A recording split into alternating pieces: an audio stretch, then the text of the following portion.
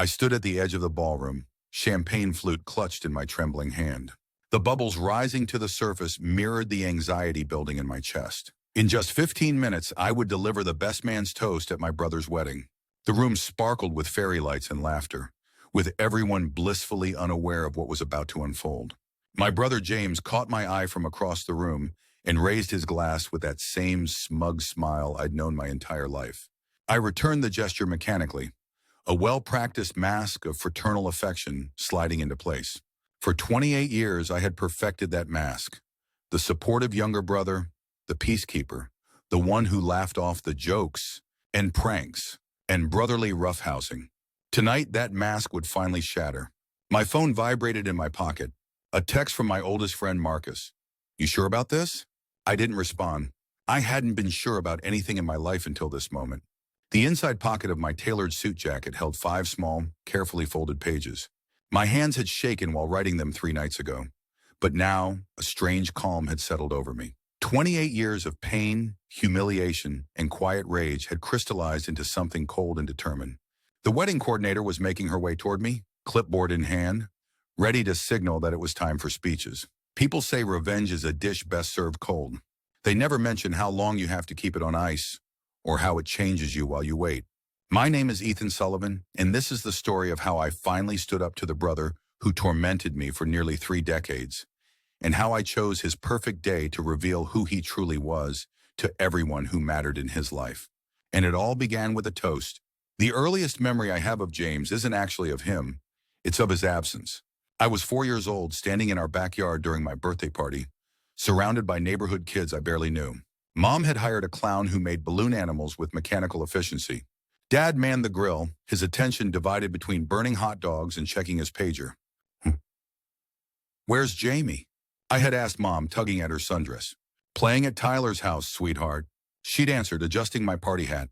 "He's too big for little kid parties now." James was 7 then, hardly too old for cake and presents. But even at 4, I understood the unspoken truth. My own brother hadn't wanted to come to my birthday. It was the first disappointment in what would become a familiar pattern. By the time I was 6 and James was 9, the dynamic between us had solidified. James was the golden child, athletic, charismatic, naturally gifted at everything from Little League to mathematics. I was quieter, more cautious, preferring books and drawing to contact sports. Our parents never explicitly favored him, but they didn't have to. Society did it for them, showering praise on the boy who conformed to every traditional expectation of masculinity, while regarding me with a mixture of concern and confusion. "You need to toughen up, Ethan," Dad would say whenever I cried, which was often because James had mastered the art of hurting me when adults weren't looking. The first time I clearly remember James deliberately hurting me, I was 6.5. We were in the backyard and I had built an elaborate village out of sticks, leaves, and small toys. A miniature world where I was the benevolent creator. James had watched me work on it for nearly an hour before casually walking over. "That's pretty cool," he'd said, and for a moment, my heart had soared at his rare approval. Then he stomped on it, grinding my creation into the dirt with methodical thoroughness while I screamed. When I ran to Mom sobbing, James had already beaten me there. "He's making it up, Mom," he explained with practiced innocence. I accidentally stepped on one stick, and he completely freaked out. "You know how sensitive he is." Mom had sighed, looking tired. "Ethan, honey, it was just an accident. And they're just sticks. You can build another one." That night, James came into my room after everyone was asleep. "If you ever tattle on me again," he whispered, "I'll break your favorite toys instead of your stupid sticks." I believed him. At 9 years old, he already knew how to make threats that left no evidence. These incidents became our routine. James would wait until we were alone, or at least unwatched, then pinch me hard enough to leave bruises in hidden places, or whisper cutting insults, or destroy something I cared about. If I reacted emotionally, and I always did, he would use my reaction against me. "Mom, Ethan's crying again." "Dad, I was just joking around and Ethan totally overreacted." "Mrs. Peterson, I don't know why my brother is so upset." I barely touched him. By the time I was 8, James had refined psychological warfare to an art form. He no longer needed to physically hurt me. He had learned that words cut deeper and left no visible wounds.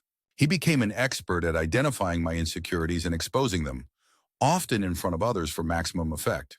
When I struggled with math, he made sure to loudly offer to help me with even the easy problems. When my friends were over, When my voice cracked during a school presentation, he recorded it and played it back at the dinner table. When I developed my first crush on a girl named Ellie in 5th grade, he somehow found out and told her in front of the entire lunchroom that I still wet the bed sometimes. A complete lie, but it didn't matter. The damage was done. It's just how brothers are.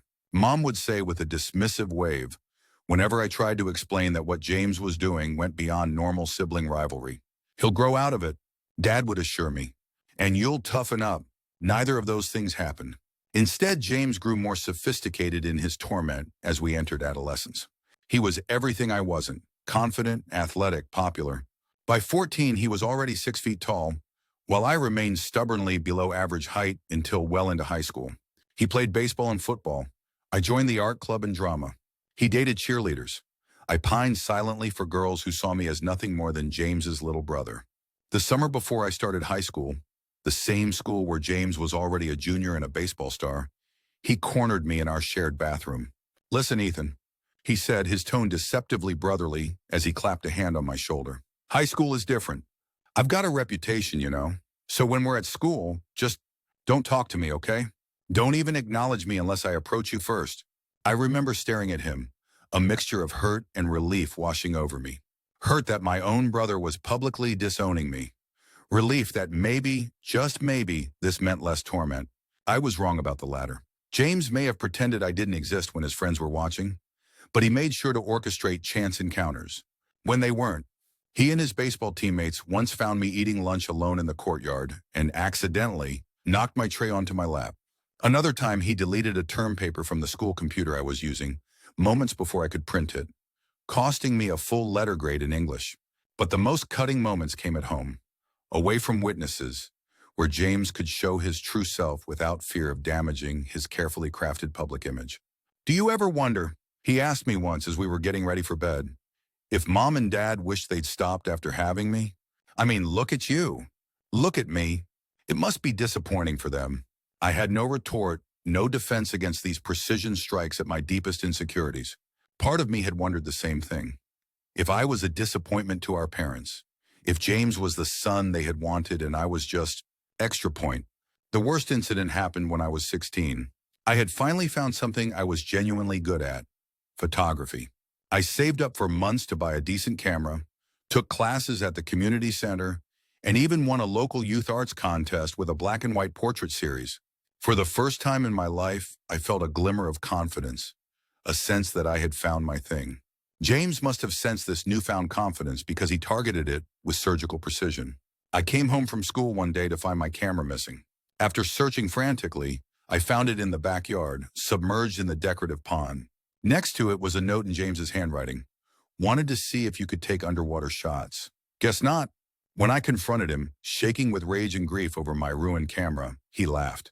"It was a joke, Ethan. God, you're so sensitive. Besides, you're not even that good. Mrs. Winters only gave you that award because she feels sorry for you." Mrs. Winters was my photography teacher, a professional photographer who had specifically praised my natural eye. But in that moment, James planted a seed of doubt that would grow into a strangling vine around my passion. What if he was right? What if it was pity, not talent, that had earned me recognition? I stopped taking photographs the next day. The camera was beyond repair, and so it seemed was my confidence. That's how it always went with James. He didn't just hurt me. He found the parts of me that were beginning to heal or grow stronger and made sure to crush them before they could fully develop. By the time we reached adulthood, the pattern was so deeply entrenched that neither of us questioned it. James went to State University on a baseball scholarship, studied business, and graduated with a job offer from a prestigious firm already in hand. I went to a small liberal arts college 3 states away, as far as I could get while still qualifying for in-state tuition, and majored in communications, a field broad enough that I hoped I might eventually find my place within it. Distance helped. For 4 years, I limited my interaction with James to holiday gatherings and the occasional family event. I began to build a life that didn't include being James's weird little brother. I made friends who knew nothing about him. I even started dating seriously. A woman named Alexis who found my quietness thoughtful rather than weak. "You never talk about your brother," she observed once after we'd been dating for 6 months. "Not much to say," I had replied, changing the subject quickly. But the truth was, even with hundreds of miles between us, James's voice lived in my head, a constant critic undermining every accomplishment, questioning every choice. When I got my first promotion at the marketing firm where I worked after college, a voice that sounded suspiciously like his whispered that they probably just needed to fill a quota. When Alexis told me she loved me, that same voice suggested she was settling because she couldn't do better. Our interactions as adults were less overtly hostile, but no less damaging. James had matured into a polished professional who no longer needed to push me into lockers to assert his dominance. Instead, he employed subtle digs disguised as brotherly concern. Marketing, huh? That's creative. Always good to have a backup plan if you want to try something more substantial later. Or Alexis seems nice. Quiet like you. You guys probably never argue, huh? That's one approach to a relationship, I guess. Each comment was delivered with just enough plausible deniability that calling him out would make me seem oversensitive. His favorite accusation. The strangest part was watching how others still fell for his act. At family gatherings, James was charming, attentive, the perfect son and brother. He remembered our great-aunt's medical issues and asked thoughtful questions. He helped Mom with dishes without being asked. He engaged Dad in conversations about sports and politics that made them both laugh. Why can't you two be closer? Mom would lament after these performances. James really tries with you, Ethan. I would nod and promise to try harder, knowing it was easier than explaining the Jekyll and Hyde nature of my relationship with her firstborn. When James met Caroline at a charity golf tournament 3 years ago, I was 31 and had finally reached a place of cautious stability in my life.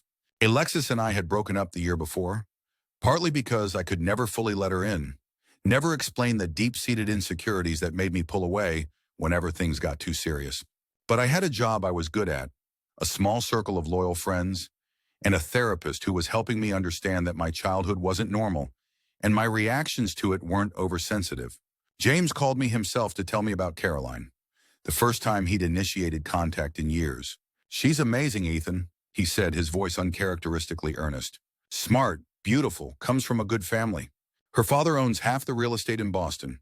Of course, he mentioned her father's wealth. For James, people had always been assets or liabilities, and Caroline was clearly the former. That's great, I said, trying to infuse my voice with enthusiasm. I'm happy for you.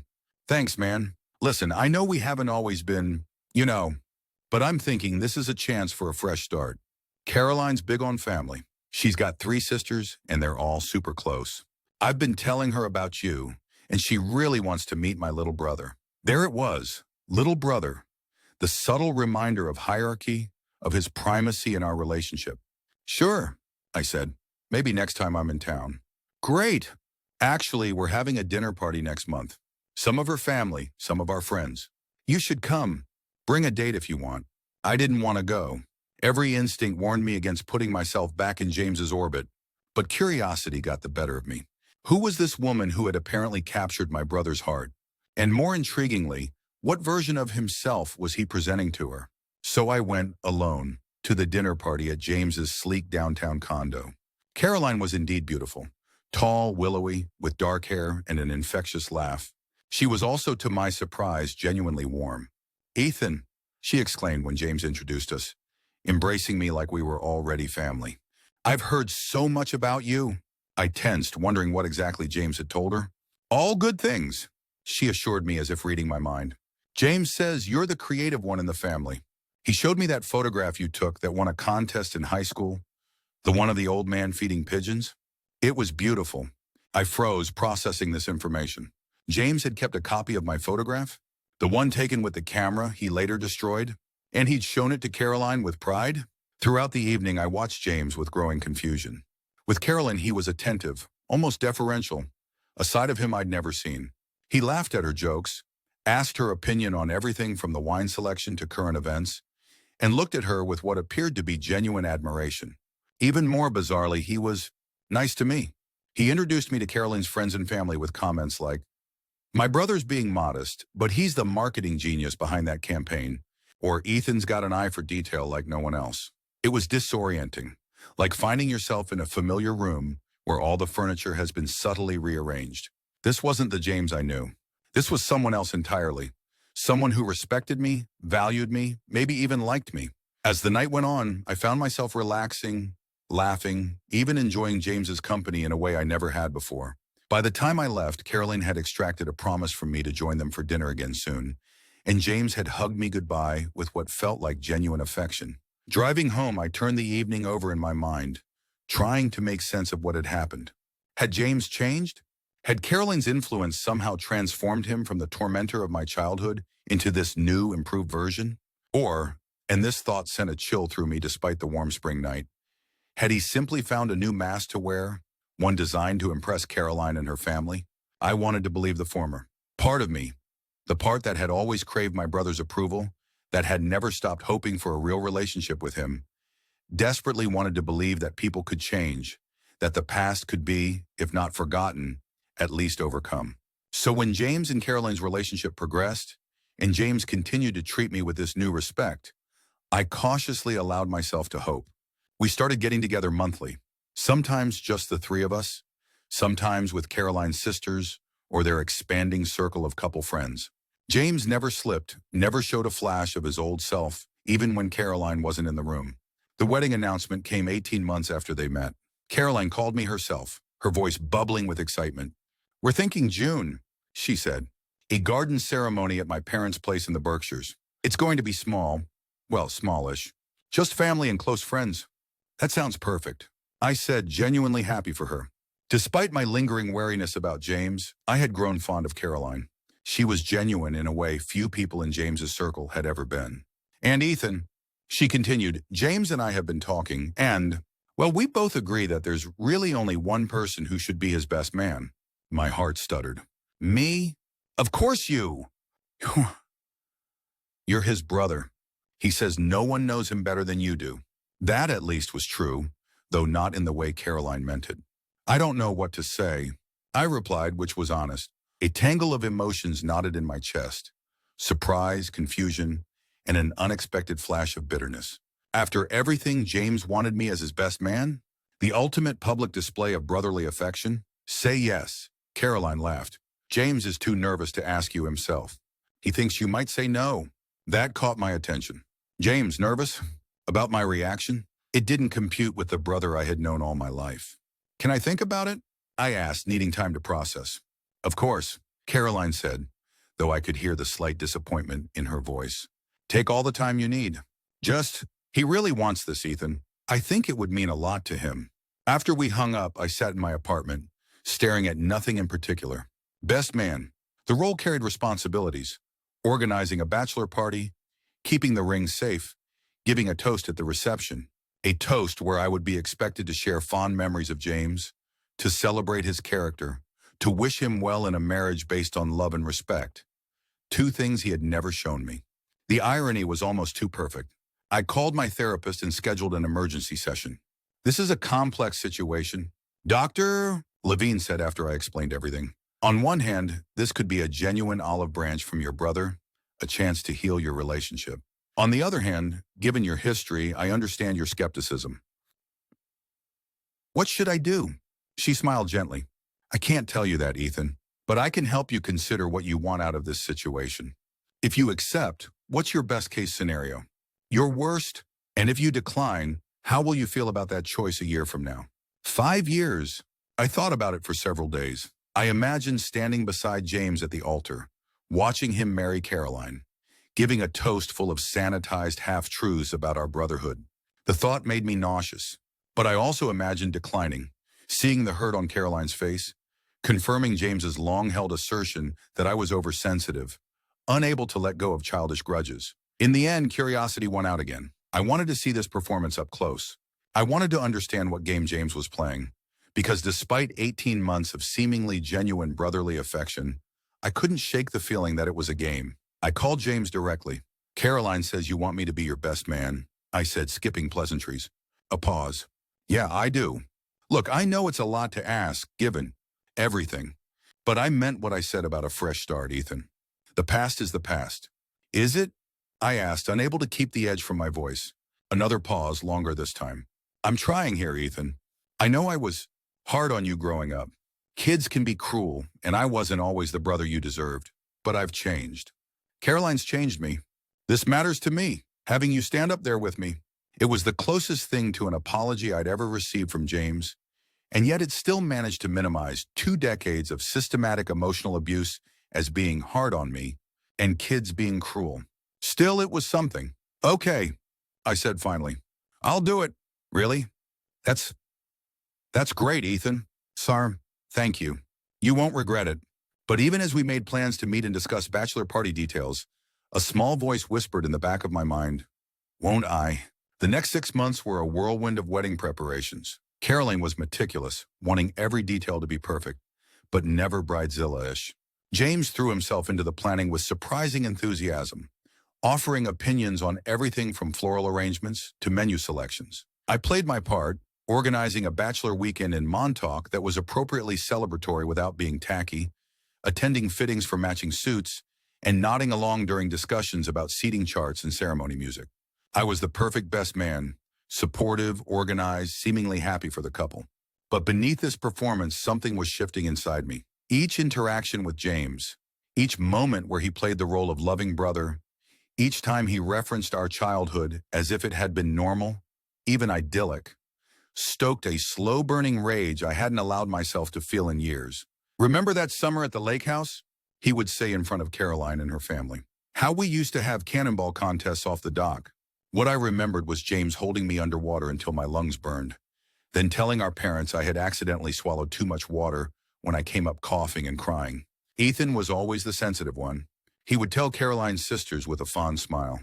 Even as a kid, he noticed everything, felt everything so deeply. What he didn't add was how he had weaponized that sensitivity, used it to make me feel weak and defective. With each revision of our shared history, each glossed-over trauma presented as charming childhood anecdote, my resentment grew. James wasn't just moving past our difficult relationship. He was erasing it, creating a fictional brotherhood that made him look benevolent and me merely quirky. The breaking point came 2 months before the wedding, during a dinner with both sets of parents at Caroline's family estate. We were seated around a massive dining table, enjoying after-dinner drinks, when Caroline's father raised his glass. To James, he said, his voice warm with approval, I couldn't have picked a better man for my daughter. Your integrity, your kindness, the way you value family, those are the qualities that matter in a husband and, someday, a father. Everyone clinked glasses, murmuring agreement. James beamed, the very picture of the devoted fiancé, the loving son and brother, the man of integrity. Something snapped inside me. Excuse me, I muttered, pushing back from the table. Need some air? I fled to the terrace, gulping in the cool night air, trying to calm the thundering pulse in my ears. Integrity, kindness, family values. This was how the world saw James, how he had always been seen. The golden child, the perfect son, and now the perfect fiancé. I heard the terrace door open behind me, but didn't turn around. Ethan? You okay? It was Caroline, her voice tinged with concern. Fine, I said, forcing a smile as I turned to face her. Just needed a breather. It's a bit warm in there. She didn't look convinced. Can I ask you something? And I need you to be honest with me. My heart rate ticked up. Of course. Are you happy about this wedding? About me and James? The question caught me off guard. Why wouldn't I be? Caroline leaned against the stone balustrade, studying me. Because sometimes I get the feeling there's something between you two that I don't understand. Some tension. James says it's nothing, that you two have always been different. That's all. But I wonder. I could have told her then. I could have laid out the entire history. The systematic bullying, the psychological warfare, the destruction of my self-esteem. I could have warned her that the man she was about to marry was wearing a mask, one he'd perfected over years of practice. But looking at her in the moonlight, her face open and trusting, I couldn't do it. Not because I wanted to protect James, but because I didn't want to hurt Caroline. She loved him. The him he pretended to be with her. Who was I to take that away? We are different, I said finally. Always have been. But I am happy for you, Caroline. You're good for him. That much at least was true. Whatever game James was playing, his relationship with Caroline seemed to bring out the best version of him, or at least the best version he could pretend to be. Caroline smiled, relieved. Good. Because you matter to him, Ethan. More than you know. When we first started dating, he talked about you all the time. How smart you are, how talented. He kept that photograph you took in his office for years before we even met. My chest tightened. He did? Absolutely. He's proud of you, even if he has trouble showing it sometimes. She squeezed my arm and went back inside, leaving me with a dizzying mix of emotions. Could it be true? Had James secretly admired me all these years despite his constant belittlement? Or was this part of an elaborate performance designed to impress Carolyn, one that even included hanging a photograph he had once destroyed? I didn't know what to believe anymore. And that uncertainty, that small hope that perhaps James really had changed, that perhaps our brotherhood could be salvaged, was more dangerous than my previous certainty. Because hope can be crushed in a way that cynicism cannot. The final blow came 3 weeks before the wedding, during the last planning meeting at the wedding venue. Carolyn was consulting with the florist, leaving James and me alone to finalize the music selections for the reception. Caroline's sisters want us to choreograph a dance, James said, scrolling through a playlist on his phone. Some viral TikTok thing. Told them no way in hell. Good call. I agreed, making a note on my best man checklist. James glanced up at me, a strange expression crossing his face. You know, Ethan, I never thought we'd be here. Picking wedding music? No, he said, setting down his phone. Here, me getting married, you as my best man. Us. Getting along. I looked at him, trying to read his expression. It's been a surprise to me, too. I know I wasn't the best brother growing up, he continued, his voice unusually hesitant. I was pretty rough on you sometimes. It was the understatement of the century, but I stayed silent, waiting. I just need you to know that I appreciate you doing this. Being my best man, helping with everything. It means a lot to me. And to Caroline. For a moment, just a moment, I allowed myself to believe he was being sincere, that this was the long overdue acknowledgement of the pain he had caused, the first step toward a real apology. Then he added, your toast is going to be great. Caroline's dad is big on family history, loves all those childhood stories. Maybe mention the fishing trip when we were kids, or the time you broke Mom's vase and I took the blame. I stared at him, ice spreading through my veins.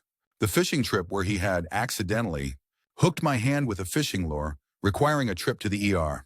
The vase that he had broken during one of his rages, then convinced me to confess to breaking so that he wouldn't lose his driving privileges. He was still doing it, still rewriting our history, still crafting a false narrative where he was the protective older brother and I was the clumsy, sensitive tag-along who needed shielding. And he expected me to perpetuate this lie in my toast, to stand in front of his friends, his new family, and affirm his fictional self. In that moment, something crystallized within me. A clarity I had never before experienced. James hadn't changed. He wasn't better. He had simply found a new audience for his performance, one that required a different version of himself. And he needed my complicity to make it work. Sure, I heard myself say, my voice coming from far away. I'll work those in. James grinned, clapping me on the shoulder. Knew I could count on you, little brother. Little brother. The familiar diminishment, the subtle reminder of the hierarchy between us. Caroline returned then, ending our conversation, but my mind was already racing ahead. The toast. The opportunity to speak directly to everyone who mattered in James's life. The perfect platform to finally be heard. What if, instead of perpetuating James's carefully constructed fiction, I revealed the truth? What if I used those 5 minutes to show everyone who my brother really was? The idea took root like a seed falling into fertile soil. At first, it was just a fleeting fantasy, the imagined satisfaction of finally standing up for myself, of wiping that smug smile off James's face. But as the wedding drew closer, as I sat through the rehearsal dinner, listening to others praise James's character, the fantasy solidified into a plan. I would tell the truth. Not vengefully, not with rage, but with calm, devastating accuracy. I would describe specific incidents, use exact quotes, paint the precise picture of growing up with a brother who systematically destroyed my self-confidence while maintaining his golden boy image. The night before the wedding, I sat in my hotel room and wrote my toast.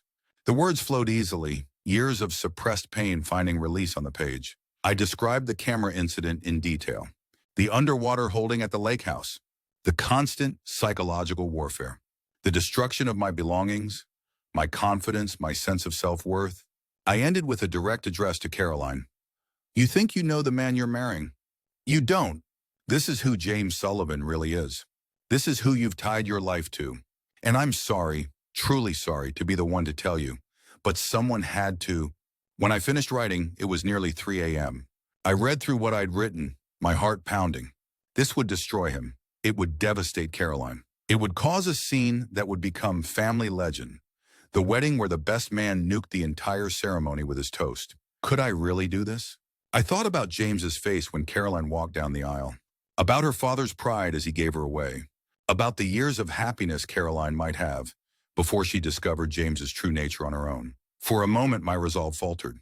Then I remembered the look in James's eyes when he asked me to line my toast. That familiar manipulation. The absolute certainty that I would comply, as I always had. The unspoken transaction. Perpetuate my lies and maybe I'll keep treating you like a real brother. I folded the pages carefully and placed them in the inside pocket of my suit jacket. The one I would wear tomorrow as best man. Some bridges are meant to be burned. The morning of the wedding dawned clear and perfect, as if the universe itself approved of the union. The ceremony was scheduled for 4 p.m. in the gardens of the estate, with cocktails, dinner, and dancing to follow in the elegantly converted barn. I went through the motions mechanically, helping the groomsmen with their ties, making sure the rings were secure, offering James a congratulatory glass of scotch as he prepared to take his place at the altar. Every movement felt distant, as if I were watching myself perform these best man duties from some removed vantage point. Nervous? James asked as we waited in a side room of the garden pavilion. The wedding party assembled, but not yet dispatched to our positions. No, I answered honestly. I wasn't nervous. I had moved beyond anxiety to a place of cold certainty. James misinterpreted my calm. See? Told you this would be good for us. Brothers should be there for the big moments. I nodded, not trusting myself to speak. The ceremony itself was beautiful. Caroline was radiant in a classic gown that seemed to float around her as she moved. James's face as she approached was a study in adoration. They exchanged traditional vows, voices steady and sure. When the minister pronounced them husband and wife, the assembled guests broke into genuine applause. I clapped too, watching my brother kiss his bride, wondering if he could feel what was coming, if some sixth sense warned him that his carefully constructed world was about to implode. If it did, he showed no sign of it. Throughout the cocktail hour, he kept one arm around Caroline's waist, accepting congratulations with the gracious humility that had become his trademark in adulthood. He introduced me to distant relatives and college friends with the same phrase each time. My brother Ethan. Couldn't have done this without him. Each time I smiled and shook hands, making appropriate small talk, while the weight of the folded pages pressed against my chest like a stone. Dinner was served as the sun began to set, casting a golden glow over the reception. The toasts were scheduled for the period between the main course and dessert. First Caroline's father, then her maid of honor, then me. I barely touched my food, taking mechanical bites without tasting anything. The anticipation of what I was about to do had overtaken all physical sensations. I was aware only of the ticking clock, the steadily approaching moment when I would stand up, microphone in hand, and change everything. Caroline's father went first, delivering a movingly sincere speech about watching his daughter grow up and finding a partner worthy of her. He welcomed James to the family with genuine warmth, raising his glass to the son I never had but am proud to gain today. The maid of honor followed, a childhood friend of Caroline's who shared sweet anecdotes about Caroline's romantic history, ending with how she had finally found a good one in James. The guests laughed and applauded, many wiping away tears at the emotional tributes. Then the wedding coordinator was at my side, offering the microphone, nodding encouragingly. I stood, my legs steadier than I had expected. The room quieted, all eyes turning to me expectantly. James caught my gaze and raised his glass slightly, a gesture of brotherhood, of trust. I reached into my jacket pocket and removed the folded pages, placing them on the table in front of me. Then in a moment that surprised even me, I left them there unopened. Instead, I raised my glass and began to speak. For those who don't know me, I'm Ethan, James's younger brother. And in that suspended moment between intention and action, between vengeance planned and vengeance delivered, I made the most important decision of my life. And for those who don't know me, I'm Ethan, James's younger brother. I've had the privilege of watching him grow from an energetic 7-year-old to the man who stands before you today, married to the amazing Caroline. My voice was steady, betraying none of the turmoil within me. The pages containing my true toast, my weapon of mass destruction, remained untouched on the table as I improvised. Brothers have a unique relationship. I continued, hyper-aware of James's eyes on me, his expression a mixture of pride and now a flicker of uncertainty. He knew what I was capable of saying. He just didn't know what I would say. We're thrust together by circumstance, not choice. We share history that no one else can fully understand. James and I, we've had our moments over the years. A knowing chuckle rippled through the crowd, the universal acknowledgement of sibling rivalry. But standing here today, watching my brother marry a woman who clearly brings out the best in him, I'm reminded of something my therapist said to me recently. I paused, noting James's slight straightening in his chair. I had never publicly acknowledged being in therapy before. She said that we all have the capacity to change, to grow, to become better versions of ourselves. And sometimes the right person at the right time can accelerate that growth. I turned to look directly at Caroline, whose face was open and attentive. Caroline, I've watched my brother become a better man since he met you. More thoughtful, more considerate, more the person he always had the potential to be. This wasn't a lie. James had indeed become outwardly kinder since meeting Caroline. His mask had become more convincing, more complete. The true measure of a person isn't who they were in the past, but who they choose to be moving forward. Who they fight to become, especially for those they love. I lifted my glass higher, my decision made. So I'd like to toast to James and Caroline. To growth, to choices, and to the journey ahead. The room erupted in applause and cheers. Caroline wiped a tear from her eye. James looked relieved, grateful, and utterly unaware of how close he had come to exposure. I sat down, my heart pounding, as the wedding coordinator announced that dessert would now be served. The folded pages of my original toast remained on the table, their purpose unfulfilled. I slipped them back into my pocket as conversations resumed around me. James leaned over, his voice low. Thank you, Ethan. That meant a lot. I nodded, not trusting myself to speak. I mean it, he continued, uncharacteristically earnest. I know we've had our differences, but I'm glad you're my brother. I looked at him, really looked at him, searching for any sign of the tormentor from my childhood. In that moment, he seemed genuinely moved, genuinely appreciative. Had I been wrong? Had he truly changed? Had I nearly ruined his perfect day based on grudges that should have been left in the past? But then I caught it. A flicker in his eyes, a micro-expression so brief that anyone else would have missed it. Smugness, self-satisfaction. The look of a man who believes he's once again manipulated a situation to his advantage. He thought he'd won. He thought I'd chosen to perpetuate his fiction out of weakness, out of the same fear and compliance that had defined our relationship for decades. He had no idea what had actually stopped me. It wasn't fear. It wasn't forgiveness. It was the sudden, clarifying realization that exposing James in that moment would have made me more like him than I had ever been. Someone who inflicted pain for personal satisfaction, who used others' vulnerabilities against them, who chose vengeance over compassion. I had stopped not to protect James, but to protect myself from becoming what I had always despised in him. The reception continued around us. Caroline came to hug me, whispering thanks for the beautiful toast. James's mask stayed firmly in place as he danced with his bride, chatted with her relatives, played the perfect husband and son-in-law. I stayed until the cake was cut, then quietly slipped away. In my hotel room, I removed the folded pages from my pocket and stared at them for a long moment. Then I tore them into tiny pieces and flushed them down the toilet, watching the fragments of my planned revenge disappear. But as I packed my bags, I had an early flight home the next morning. I realized that the choice I had made at the reception wasn't the end of the story. It was merely the rejection of one form of justice in favor of another, yet to be determined path. James hadn't changed. His mask had simply evolved. And while I had chosen not to publicly expose him, I hadn't absolved him either. I had simply recognized that there are more effective and more ethical ways to address decades of abuse than a nuclear option at someone else's wedding. As I zipped my suitcase closed, my phone buzzed with a text from James. Heading out early? Caroline was hoping you'd join us for brunch tomorrow. I typed back, can't. Early flight. Give Caroline my best. His response came quickly. Will do. Hey, thanks again for everything, especially that toast. Perfect way to cap off the perfect day. I stared at the message, the casual entitlement of it, the assumption that all was well between us now, that his years of torment could be erased by a few months of forced civility and my diplomatic toast. Something settled in me then. Not rage, not vengeance, but resolve. Cold, clear determination. James believed he had escaped consequences. He believed his past would remain safely buried. He believed I would continue to play my assigned role in his carefully constructed narrative. He was wrong. I placed my phone on the nightstand and lay back on the hotel bed, staring at the ceiling. For the first time in my life, I felt truly free of my brother's influence. Not because I had exposed him, but because I had chosen not to. In that choice, I had reclaimed my agency, my moral compass, my self-determination. James might have won the battle for the wedding toast, but he had no idea that a different kind of war had just begun.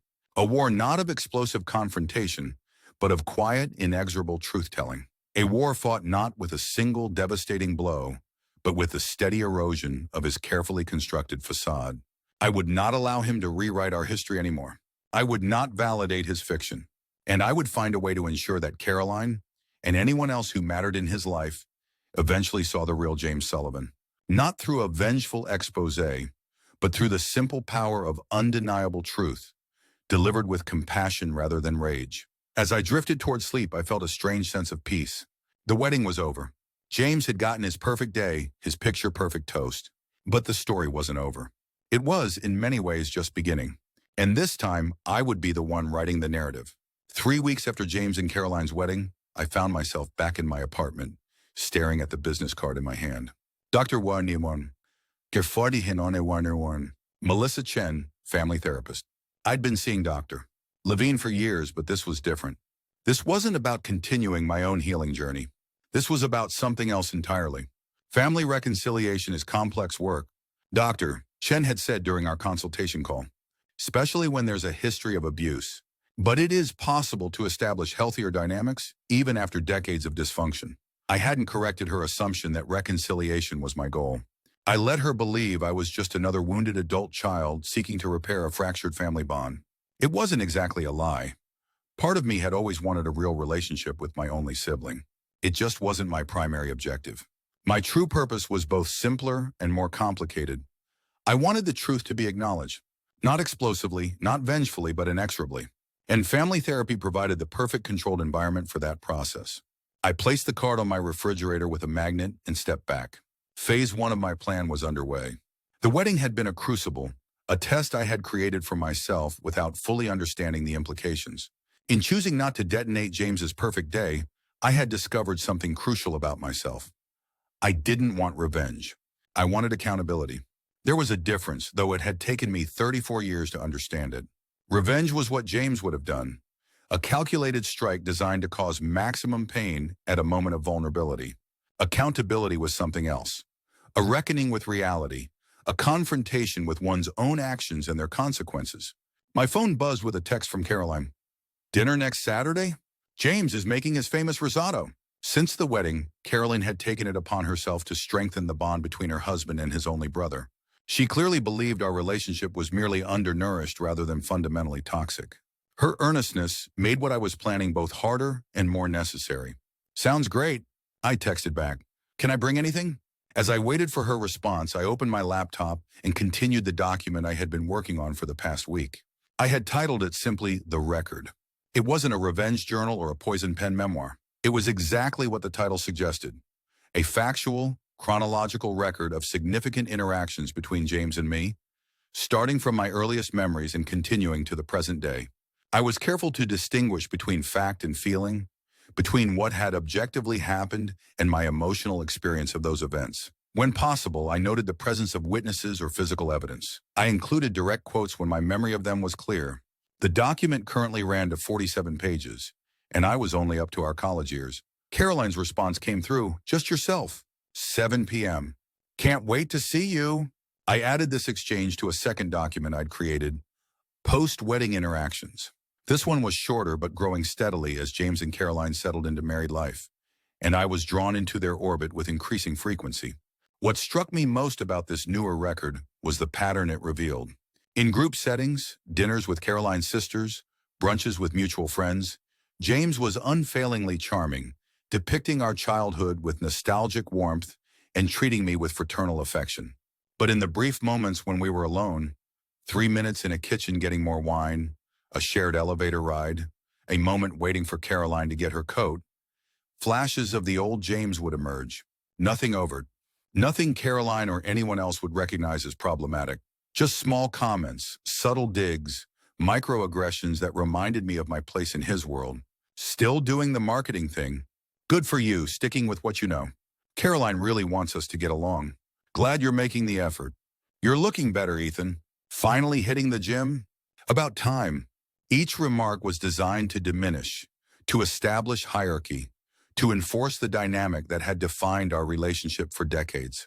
Each was delivered with a smile that didn't reach his eyes in a tone that could be interpreted as friendly if you didn't know better. And I did know better. I recognized the pattern because I had lived with it my entire life. The public mask of fraternal affection, the private reality of systematic devaluation. The only difference now was that I no longer accepted it as normal. I no longer doubted my perceptions or questioned my reactions. I knew what was happening. I was documenting what was happening.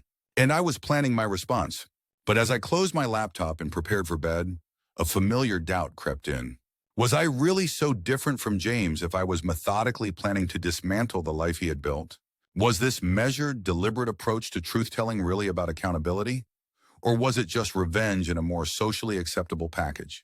I didn't have clear answers to these questions. All I knew was that the path I had chosen felt necessary, not just for me, but for Caroline, who deserved to know who she had married, and even for James, who had spent his entire life avoiding consequences for his actions. Sometimes I reminded myself as I drifted toward sleep, the most compassionate thing you can do for someone is to hold them accountable for who they truly are. Saturday dinner at James and Caroline's new townhouse became a regular occurrence over the next 2 months. Sometimes Caroline's sisters joined us. Sometimes it was just the three of us. Caroline was a natural connector, drawing out conversations, finding common interests, creating warmth. In her presence, James and I performed the roles of reconciling brothers so convincingly that I sometimes forgot it was an act. Almost forgot, because James never let me forget completely. Ethan was always the artistic one. He would say to Caroline's sisters as we looked through old family photos he had dug up from somewhere. I tried to encourage him, but you know how kids are. He was embarrassed by my attention. What I remembered from that period was James ripping up a drawing I had worked on for days, telling me it looked like something a retarded kid would make. I was 9. We fought like cats and dogs over that car. He laughed, pointing to a picture of 16-year-old James leaning against our father's old Volvo. Dad said we had to share it, but Ethan was too nervous to drive much anyway. So it worked out. What had actually worked out was James taking the car whenever he wanted, regardless of previously agreed schedules, leaving me to walk or beg rides from friends. When I complained to our parents, he convinced them I was being dramatic and impractical. Each revised history, each sanitized anecdote was added to my growing document, not with commentary or emotionality, but as simple entries in the ongoing record. Date, setting, James's version, actual events. Meanwhile, I had begun phase 2 of my plan, individual therapy with Dr. Chen, ostensibly as preparation for eventual family therapy with James. Before we bring your brother into this process, I need to understand your perspective and help you develop the communication tools you'll need, she explained during our first session. Over the next several weeks, I shared selected incidents from my childhood and adolescence, being careful to maintain a tone of someone working toward healing rather than building a case. I didn't want Dr. Chen to see me as vengeful or obsessive. I needed her to recognize the pattern of abuse without feeling that I was manipulating her perception. This wasn't difficult because I wasn't lying about anything that had happened. I was simply strategic about what I shared and how I framed it. It sounds like there was a significant power imbalance in your relationship with James, Dr. Chen observed during our fourth session. There was, I agreed, and still is in many ways. He's very invested in maintaining his image as the protective older brother, especially with Caroline. And how do you feel about that characterization? I considered my answer carefully. I think James believes his own mythology to some extent. He's rewritten our history in his mind to align with how he wants to see himself now. The problem is, I lived through the unedited version, and being asked to validate his fiction feels harmful. Dr. Chen nodded thoughtfully. Have you ever directly confronted James about these discrepancies and how you both remember your childhood? Not in any meaningful way. Growing up, any attempt to challenge his narrative was dismissed as me being oversensitive or holding grudges. Now, with Caroline in the picture, it feels even more complicated. Because you don't want to disrupt their relationship? I met her eyes. Because I don't want to hurt Caroline unnecessarily. But I also don't want to continue pretending that our childhood was something it wasn't. It feels like I'm betraying myself every time I nod along with one of his revisionist stories. That's a very valid concern, Dr. Chen said. Finding a balance between honesty and compassion is challenging in situations like this. What do you think would be a constructive next step? This was the opening I had been waiting for. I've been thinking about suggesting family therapy to James. Not immediately diving into childhood issues, but maybe presenting it as a way to strengthen our adult relationship. Caroline's very big on family connections, so I think she'd be supportive of the idea. Dr. Chen looked pleased. That's an excellent approach, Ethan. A neutral space with a professional mediator could provide the structure needed for productive conversation. Would you like to discuss some strategies for how to present this idea to James?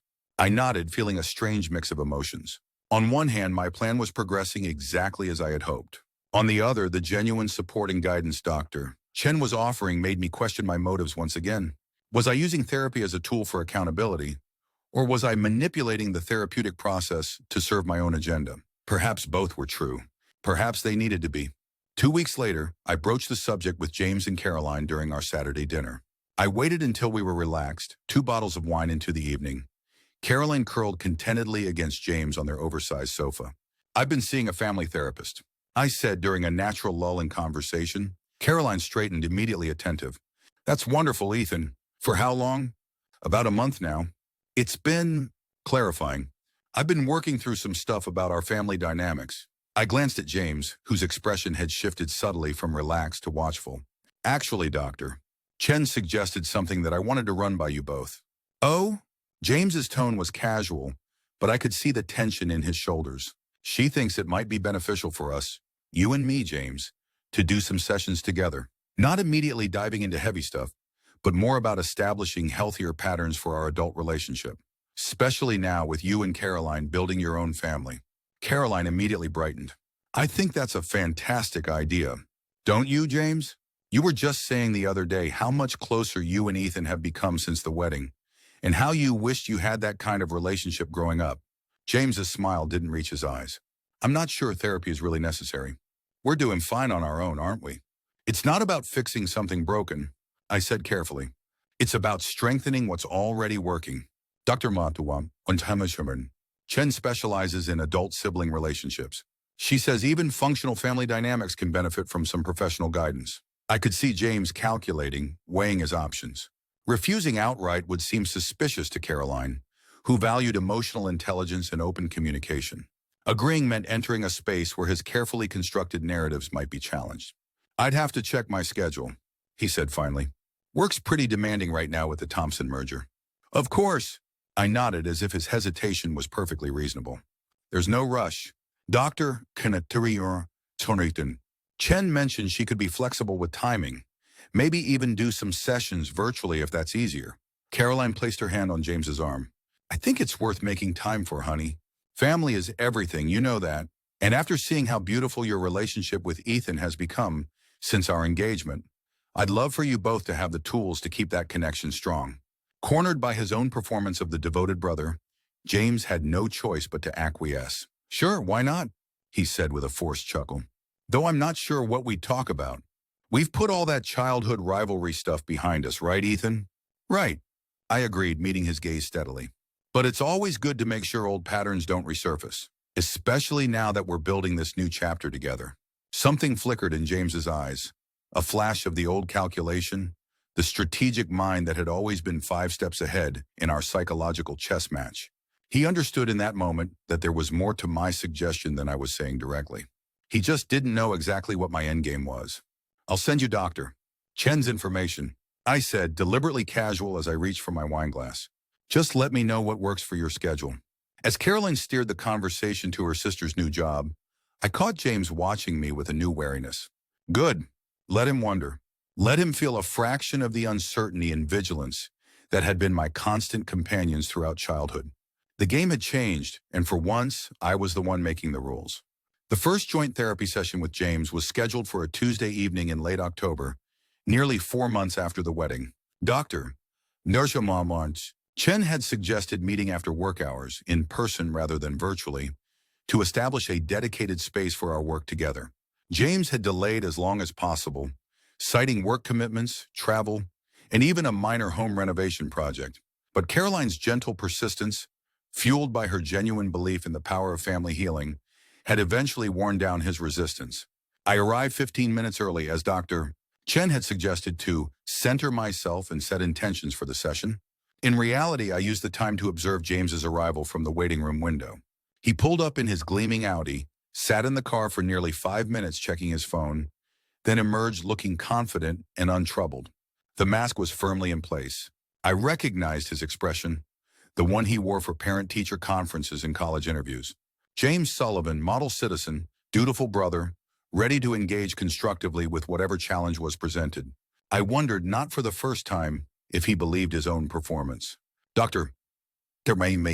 Chen welcomed us both warmly, guiding us to a comfortable sitting area with neutral-toned furniture and strategic boxes of tissues. She had arranged the seating in a triangle rather than placing us directly across from each other, a detail I appreciated for its psychological thoughtfulness. "I'm so glad you both made time for this," she began after we'd settled. "Ethan has shared with me how your relationship has evolved over the years, and particularly how it's strengthened recently with your marriage, James. That kind of positive change is something to celebrate and nurture." James nodded, his smile professionally modest. "The wedding was a turning point for us. Having Ethan as my best man meant a lot to me, to both of us. Caroline's very big on family connections."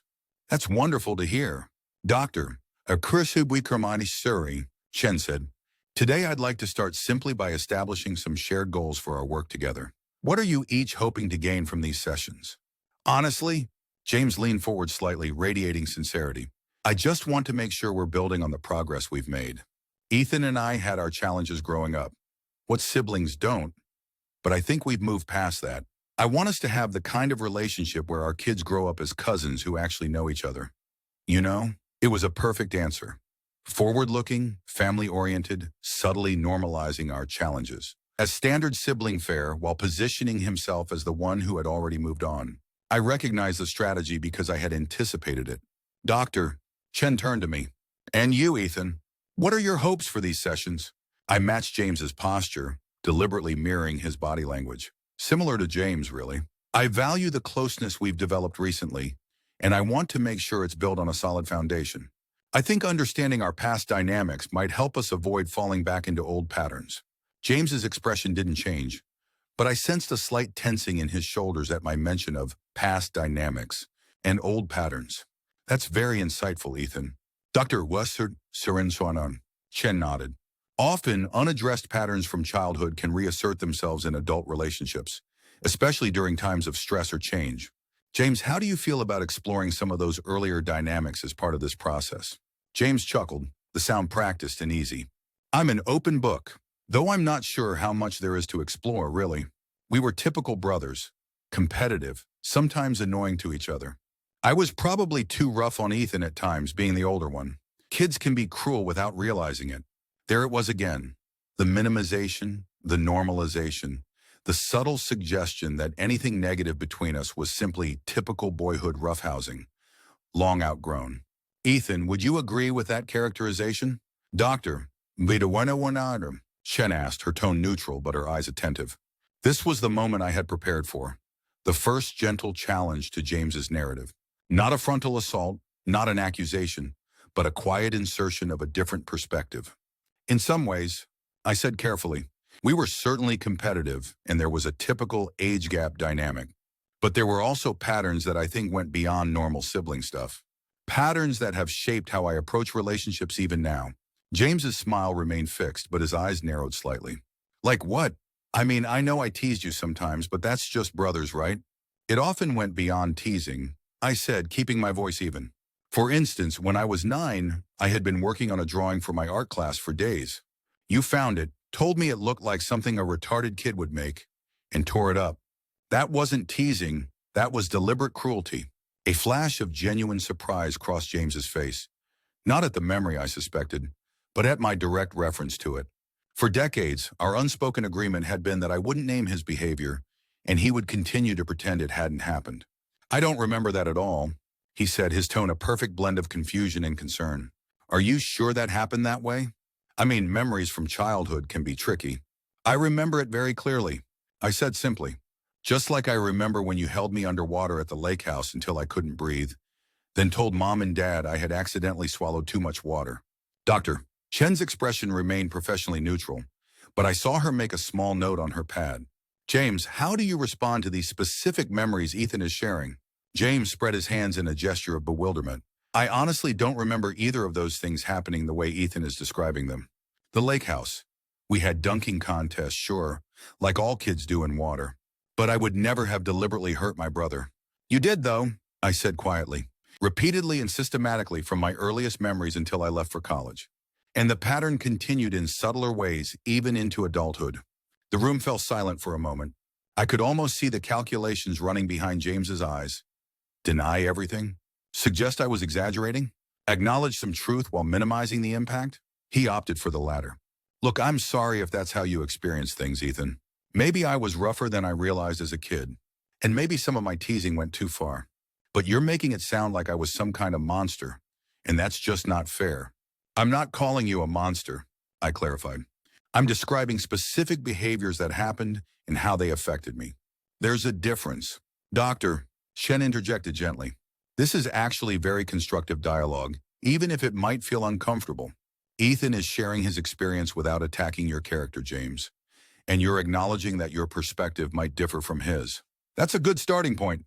James nodded, visibly relieved at the therapist's framing. Exactly. We experience the same events differently. That makes sense. It's not just about differing perspectives, I countered. It's about acknowledging what actually happened. The underwater incident wasn't a dunking contest. It was you holding me down until I panicked, then laughing when I came up gasping and crying. There's a distinction between remembering events differently and revising them to remove your responsibility. James's professional composure slipped for a fraction of a second, his expression hardening before he recalibrated. I think you're being a bit dramatic, Ethan. That's always been your tendency, to feel things more intensely than most people, to take everything so personally. I'm sorry if I hurt you back then, but we were children. Don't you think it's time to let some of this go? And there it was, the familiar dismissal, the subtle suggestion that the problem wasn't his behavior, but my reaction to it. Too sensitive, too emotional, too unwilling to let go of the past. Doctor, Chen intervened before I could respond. I'm noticing a pattern here that might be helpful to explore. James, when Ethan shares a specific memory that paints your behavior in a negative light, you tend to either not remember it happening that way or suggest that his reaction was disproportionate. Do you see that pattern? James shifted uncomfortably. I'm just being honest about how I remember things. Of course, Doctor, Shen nodded, and memory is subjective. But I'm curious, are there incidents from your childhood where you recognize that your behavior toward Ethan was harmful, regardless of your intention? James was silent for a moment, clearly weighing his options. Denying any wrongdoing would make him seem defensive and uninsightful, qualities that wouldn't align with the evolved, emotionally intelligent persona he had cultivated. Acknowledging too much would validate my account and potentially open the door to more detailed exploration of his past behavior. I'm sure there were times I was too rough or said hurtful things, he finally conceded. Like I said, kids can be cruel without realizing the impact.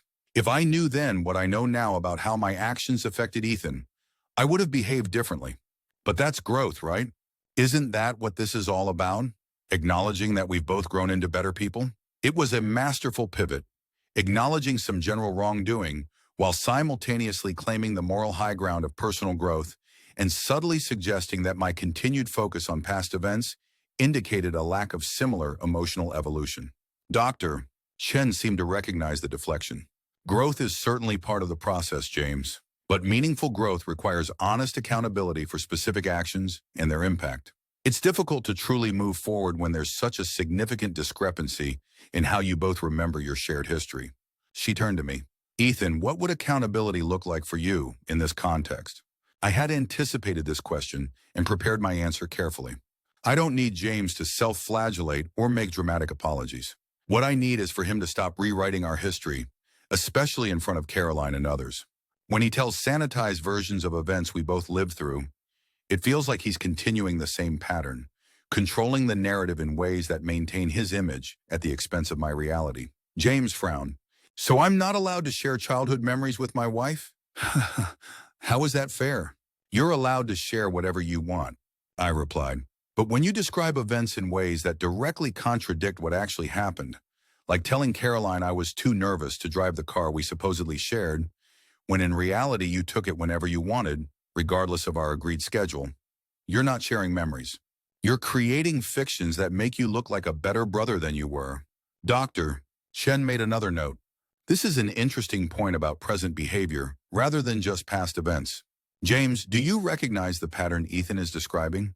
Sharing stories about your childhood that present a more positive picture of your relationship than Ethan experienced it? James ran a hand through his hair, a rare gesture of genuine discomfort. I share happy memories, sure. Doesn't everyone? Should I be telling Caroline all the times I was a jerk to my little brother instead? What would be the point of that? The point would be honesty, I said simply. The point, Dr. Wakushornawana is Sunasumunen, Shen amended gently, might be finding a middle ground where neither of you feels that your shared history is being distorted or erased. From what I'm hearing, Ethan isn't asking you to dwell on negative memories, James, but rather to stop actively creating an alternate version of your relationship, especially in contexts where he's present and expected to validate that version. James glanced at his watch, a subtle but clear signal that he was finding the conversation increasingly uncomfortable. I think we've covered a lot of ground for a first session. Doctor, Shen observed, acknowledging his cue. Before we wrap up, I'd like to suggest a small exercise for both of you over the next week. I'd like each of you to write down 3 specific memories from your childhood, moments that you believe significantly shaped your relationship. They can be positive, negative, or neutral. We'll discuss these memories at our next session and explore the differences in how you each experienced these events. James nodded, visibly relieved that the session was concluding. Sure, I can do that. Excellent. Doctor, Chen said, standing. Same time next week? As we confirmed the next appointment and gathered our things, I noticed James's studied avoidance of eye contact. He was already on his phone before we reached the parking lot, creating a digital barrier between us. I've got to take this, he muttered, gesturing to his phone as if an important call was coming in, though the screen clearly showed he was simply checking emails. See you next week. I watched him walk to his car, his posture rigid with contained tension. The first session had gone exactly as I had anticipated. James minimizing, deflecting, suggesting my perceptions were distorted. And yet in the controlled environment of therapy, with a skilled professional noting these very patterns, his usual tactics had been less effective than he was accustomed to. This was only the beginning, of course. One session wouldn't undo decades of systematic gaslighting and emotional manipulation, but it had accomplished what I intended. The first small crack in James's carefully constructed facade. The first public acknowledgement that there were 2 versions of our shared history and that his might not be the definitive one.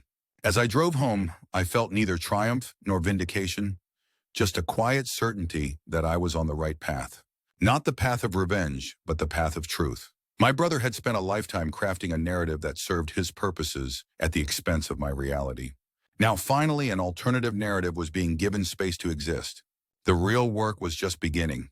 The next morning, I woke to a text from Caroline. James mentioned the session went well yesterday.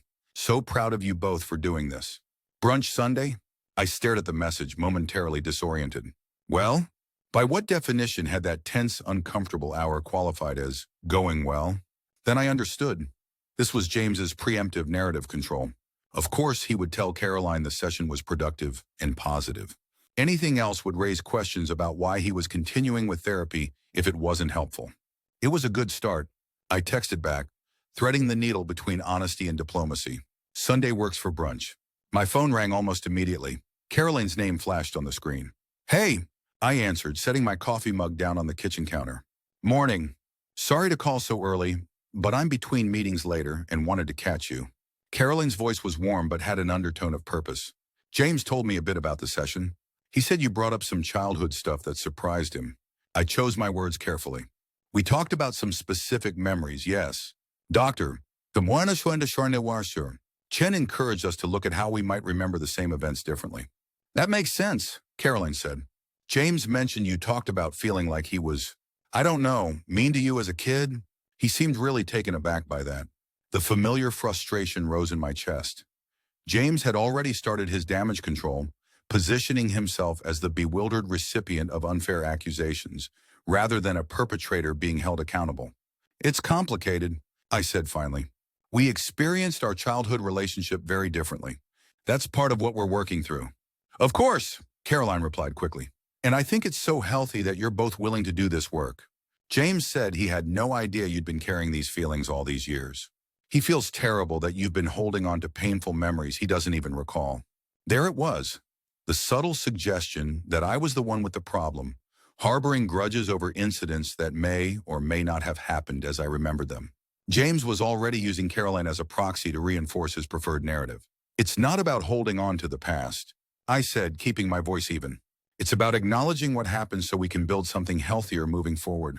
Dr. Chen was very helpful in facilitating that conversation.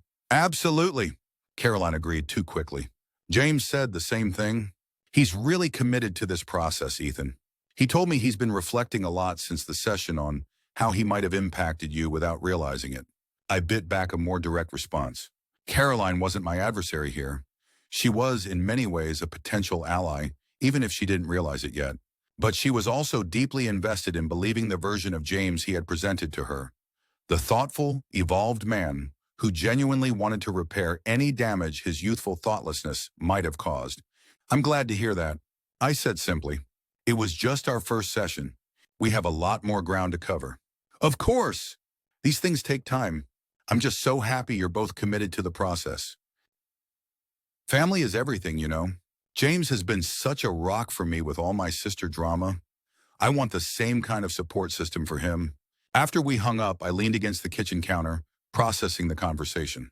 James had wasted no time in controlling the narrative, presenting himself to Caroline as the open-hearted, slightly bewildered brother, willing to humor my apparently distorted memories for the sake of healing. It was predictable, yet still infuriating. But I reminded myself that this was a marathon, not a sprint. Dr. Chen had assigned us both to write down 3 significant memories. When we shared those in our next session, the contrast between James's sanitized recollections and my detailed accounts would speak for itself. Over the next few days, I carefully selected and documented 3 memories for our assignment. 1. The incident when I was 12, and James convinced our parents that I had broken our mother's antique vase, resulting in me losing computer privileges for a month. In reality, James had broken it during one of his rages after a fight with a girlfriend, then threatened to break my new camera if I didn't take the blame.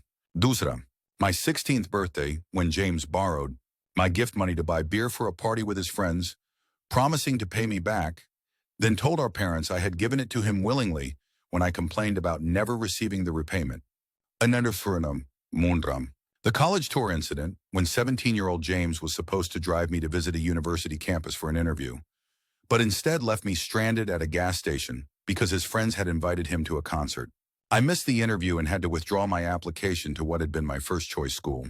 I documented each memory with specific details, dates, locations, the names of witnesses when applicable, and direct quotes I clearly remembered. I kept my emotional reactions separate from the factual descriptions, adding them as a secondary element to each account. These weren't the most traumatic incidents from our childhood, but they were significant, undeniable, and revealing of the pattern that had defined our relationship. James prioritizing his desires and image at my expense, then rewriting events to maintain his blamelessness. Sunday brunch with James and Caroline was an exercise in compartmentalization. Caroline had invited her sister Emily and Emily's husband, creating a buffer that made meaningful interaction with James unlikely. He played his role perfectly. The attentive husband, the charming host, the affectionate brother who occasionally teased me, but always with apparent fondness. Ethan was always the picky eater. He told the table as Caroline served her homemade eggs Benedict. Mom used to make 3 different meals just to get him to eat anything. What he didn't mention was how he had regularly contaminated my food with hot sauce or soap when our parents weren't looking, creating a legitimate wariness about eating anything he had access to. I let the comment pass without correction. The time for those challenges was in Dr. Chen's office, not at Caroline's carefully arranged brunch table. Instead, I focused on building my relationship with Caroline independently of James, asking about her work, sharing genuinely funny stories from my own week, offering to help with a website issue her company was having. James watched these interactions with an expression I recognized from childhood, the calculating assessment of a potential threat. He had always been territorial about his friendships, uncomfortable when anyone he considered his showed independent interest in me. Seeing that same expression directed at his interactions with his wife was both disturbing and revealing. As we were saying our goodbyes, James pulled me aside briefly. Listen, about Tuesday's session, he said, his voice low enough that only I could hear. I know we had our issues growing up, but I think focusing on all that negative stuff isn't helpful for either of us. Maybe for the homework we could concentrate on some positive memories instead. It was a peace offering of sorts, or rather, a negotiation attempt. He was proposing a mutual agreement to keep therapy superficial and affirming, avoiding the more difficult terrain we had begun to explore. I've already completed the assignment, I said, but I'm looking forward to hearing your memories. His expression tightened almost imperceptibly. Fine. Just remember that Caroline asked about these sessions. I'd hate for her to get the wrong impression about our relationship. The threat was thinly veiled. Keep things positive, or I'll make sure Caroline sees you as the problem. I'm just being honest in therapy, James. I replied evenly. Isn't that the point? Before he could respond, Caroline appeared with my coat. You're still coming to the Halloween party next weekend, right, Ethan? I've told everyone about your infamous zombie punch recipe. The moment passed, but the message had been delivered. James expected me to accommodate his preferred version of our relationship, even in the supposedly sacred space of therapy. He was willing to use Caroline as leverage to maintain that accommodation, and he hadn't yet realized that this time I wasn't going to comply. Our second therapy session with Dr. Chen began with a review of the previous week. James reported that he felt more aware of how differently siblings can experience the same childhood, neatly packaging our deeply divergent accounts as a normal variation in perspective rather than a fundamental disconnect between truth and fiction. When Dr. Chen asked if there had been any significant interactions between us since the last session. James mentioned the brunch casually, describing it as relaxed and normal, the way family should be. I added nothing to this characterization, which Dr. Chen seemed to note. Let's move on to the memory exercise, she suggested. Who would like to start? James volunteered, producing a neatly typed page from his leather portfolio. Always prepared, always professional. I tried to select memories that I think were formative for our relationship. He began. The first one is from when Ethan was about 9 and I was 12. We were at our grandparents' lake house for the summer, and there was a massive thunderstorm one night. Ethan was terrified of storms back then, and our parents were out at dinner. I remember him coming into my room, practically in tears, and I let him stay with me until the storm passed. We built a fort with blankets and flashlights, and I told him stories to distract him from the thunder. It was one of the first times I really felt like a big brother, protecting him, taking care of him when he was scared. He looked up from his paper with a nostalgic smile. I think that's when I started to understand what it meant to be responsible for someone else. I stared at him, genuinely taken aback. The incident he described had never happened. Not once. I had indeed been afraid of thunderstorms as a child, but James had exploited this fear rather than comforting me, turning the lights off suddenly during storms, telling me ghost stories about children killed by lightning, locking me out of the house once during a particularly violent storm as a joke. Doctor, Shen turned to me. Ethan, does this memory align with your recollection? No, I said simply. That never happened. James's expression shifted to one of hurt confusion. What do you mean? Of course it happened. At Grandma Ruth's place on Lake Winnipesaukee, you were wearing those Superman pajamas Mom had just bought you. The specific details were a nice touch. They added verisimilitude to his fabrication. It was a technique I had seen him use before, adding small, convincing particulars to make his lies more believable. I remember being afraid of storms. I clarified. I don't remember you ever comforting me during one. In fact, I distinctly remember you making my fear worse on multiple occasions. Like when you locked me outside during the big storm in 1998. James shook his head, his expression a perfect blend of confusion and concern. I would never have locked you outside during a storm, Ethan. That would have been dangerous. Are you sure you're not mixing me up with one of your friends or something? I'm not confused about who locked me on the porch and held the door shut while I screamed to be let in, I said evenly. It was you, James. Mom and Dad were at a dinner party. You let me back in when you heard their car in the driveway and made me promise not to tell them what had happened. Dr. Chen interjected gently. This is quite a significant discrepancy in memories. James, you've shared a story about protecting Ethan during a storm, while Ethan remembers you deliberately frightening him during similar situations. What do you make of that gap? James spread his hands in a gesture of helpless bewilderment. Honestly, I don't know what to say. The memory I shared is crystal clear to me. The blanket fort, telling stories about baseball to distract him, even making him hot chocolate afterward. I don't remember ever locking Ethan out during a storm, and I can't imagine doing something like that. It didn't just happen once. I continued, my voice steady despite the anger rising within me. You regularly exploited my fear of storms. You told me a story about a boy who was decapitated by a flying piece of metal during a thunderstorm, specifically to make me more afraid. You turned the lights off in the basement once when I was down there during a storm and left me in the dark for over an hour. James's expression hardened slightly before he recalibrated. I think you're confusing normal brother pranks with something more sinister, Ethan. Maybe I turned the lights off as a joke once. That sounds like something a dumb kid might do, but I would never have deliberately traumatized you. And I absolutely remember comforting you during storms more than once. Doctor, Shen watched our exchange carefully. It's striking how differently you each recall these interactions around Ethan's fear of storms. James, your second memory, please. James shifted slightly in his seat before continuing. The second memory is from high school.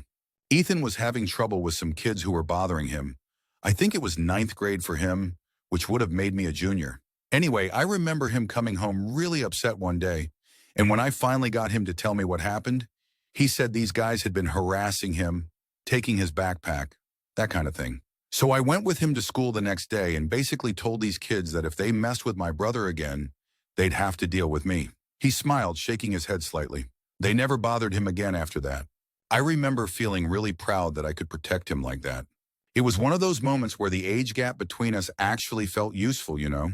I waited for Dr. Chen's cue to respond, using the moment to regulate my breathing. The fabrications were becoming more elaborate, more detailed, and more completely false. Ethan. Doctor, Shen prompted, does this align with your experience? No, I said flatly. That never happened either. I was bullied in ninth grade by members of the baseball team. Friends of James, actually. When I asked him for help, he told me to stop being such a target, and that if I wasn't so weird, people would leave me alone.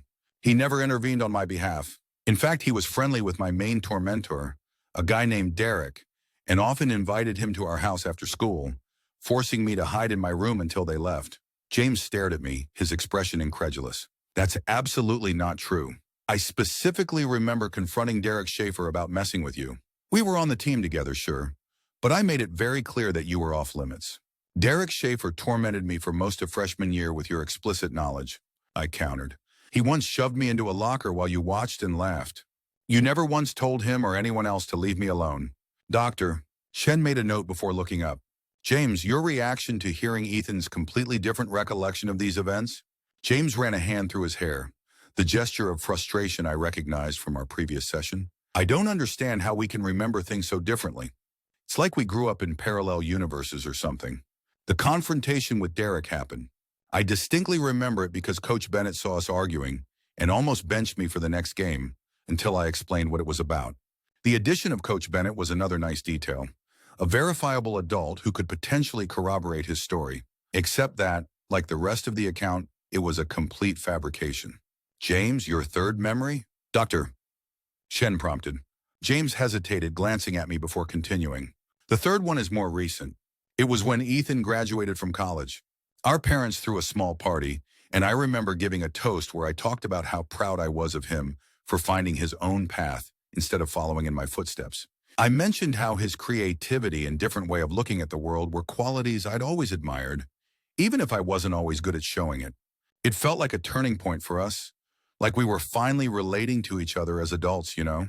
I remember thinking that maybe we could build a different kind of relationship moving forward.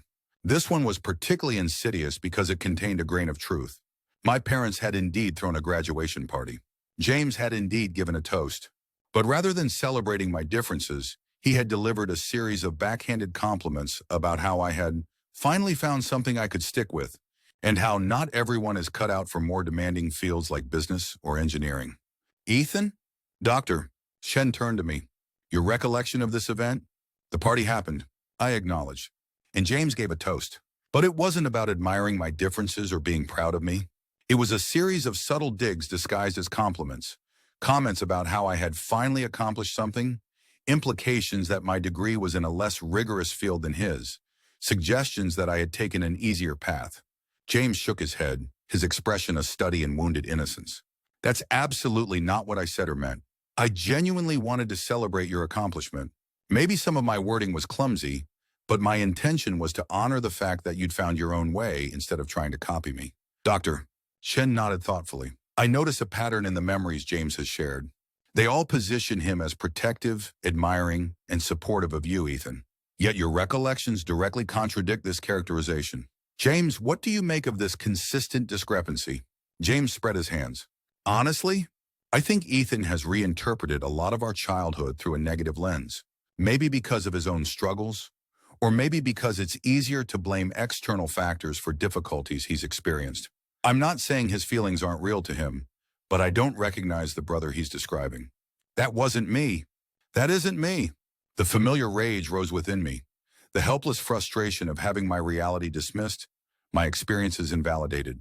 But this time, unlike all the times before, I had come prepared. Would you like to hear my memories now? I asked Dr. Warren Maninum, Winnernumanas for Monroe. Chen, my voice steadier than I felt. She nodded. Please. I pulled out my own neatly typed pages and began with the incident of the broken vase, recounting the details methodically. How James had thrown a small tantrum after arguing with his girlfriend on the phone. How the vase had fallen when he slammed a door. How he had threatened to break my new camera if I didn't take the blame. I remember Mom's expression when I confessed. I continued. She was so disappointed. I lost computer privileges for a month, which meant I couldn't complete a school project properly and got a C instead of the A I'd been on track for. James never acknowledged what really happened, even when we were alone. James was shaking his head before I even finished. That's not how it happened at all. You knocked over the vase while running in the house, something Mom had told you not to do 100 times. I found you crying over the broken pieces. You were scared to tell Mom, so I offered to help you clean it up before she got home. But you insisted on telling her yourself. I respect that you took responsibility. The audacity of his lie momentarily robbed me of speech. This wasn't just a different interpretation of events. It was a complete inversion of reality. Before I could formulate a response, Doctor, Shen interjected. This is another striking example of how differently you both recall significant events from your childhood. Ethan, would you share your second memory? I turned to my notes and recounted the incident with my birthday money.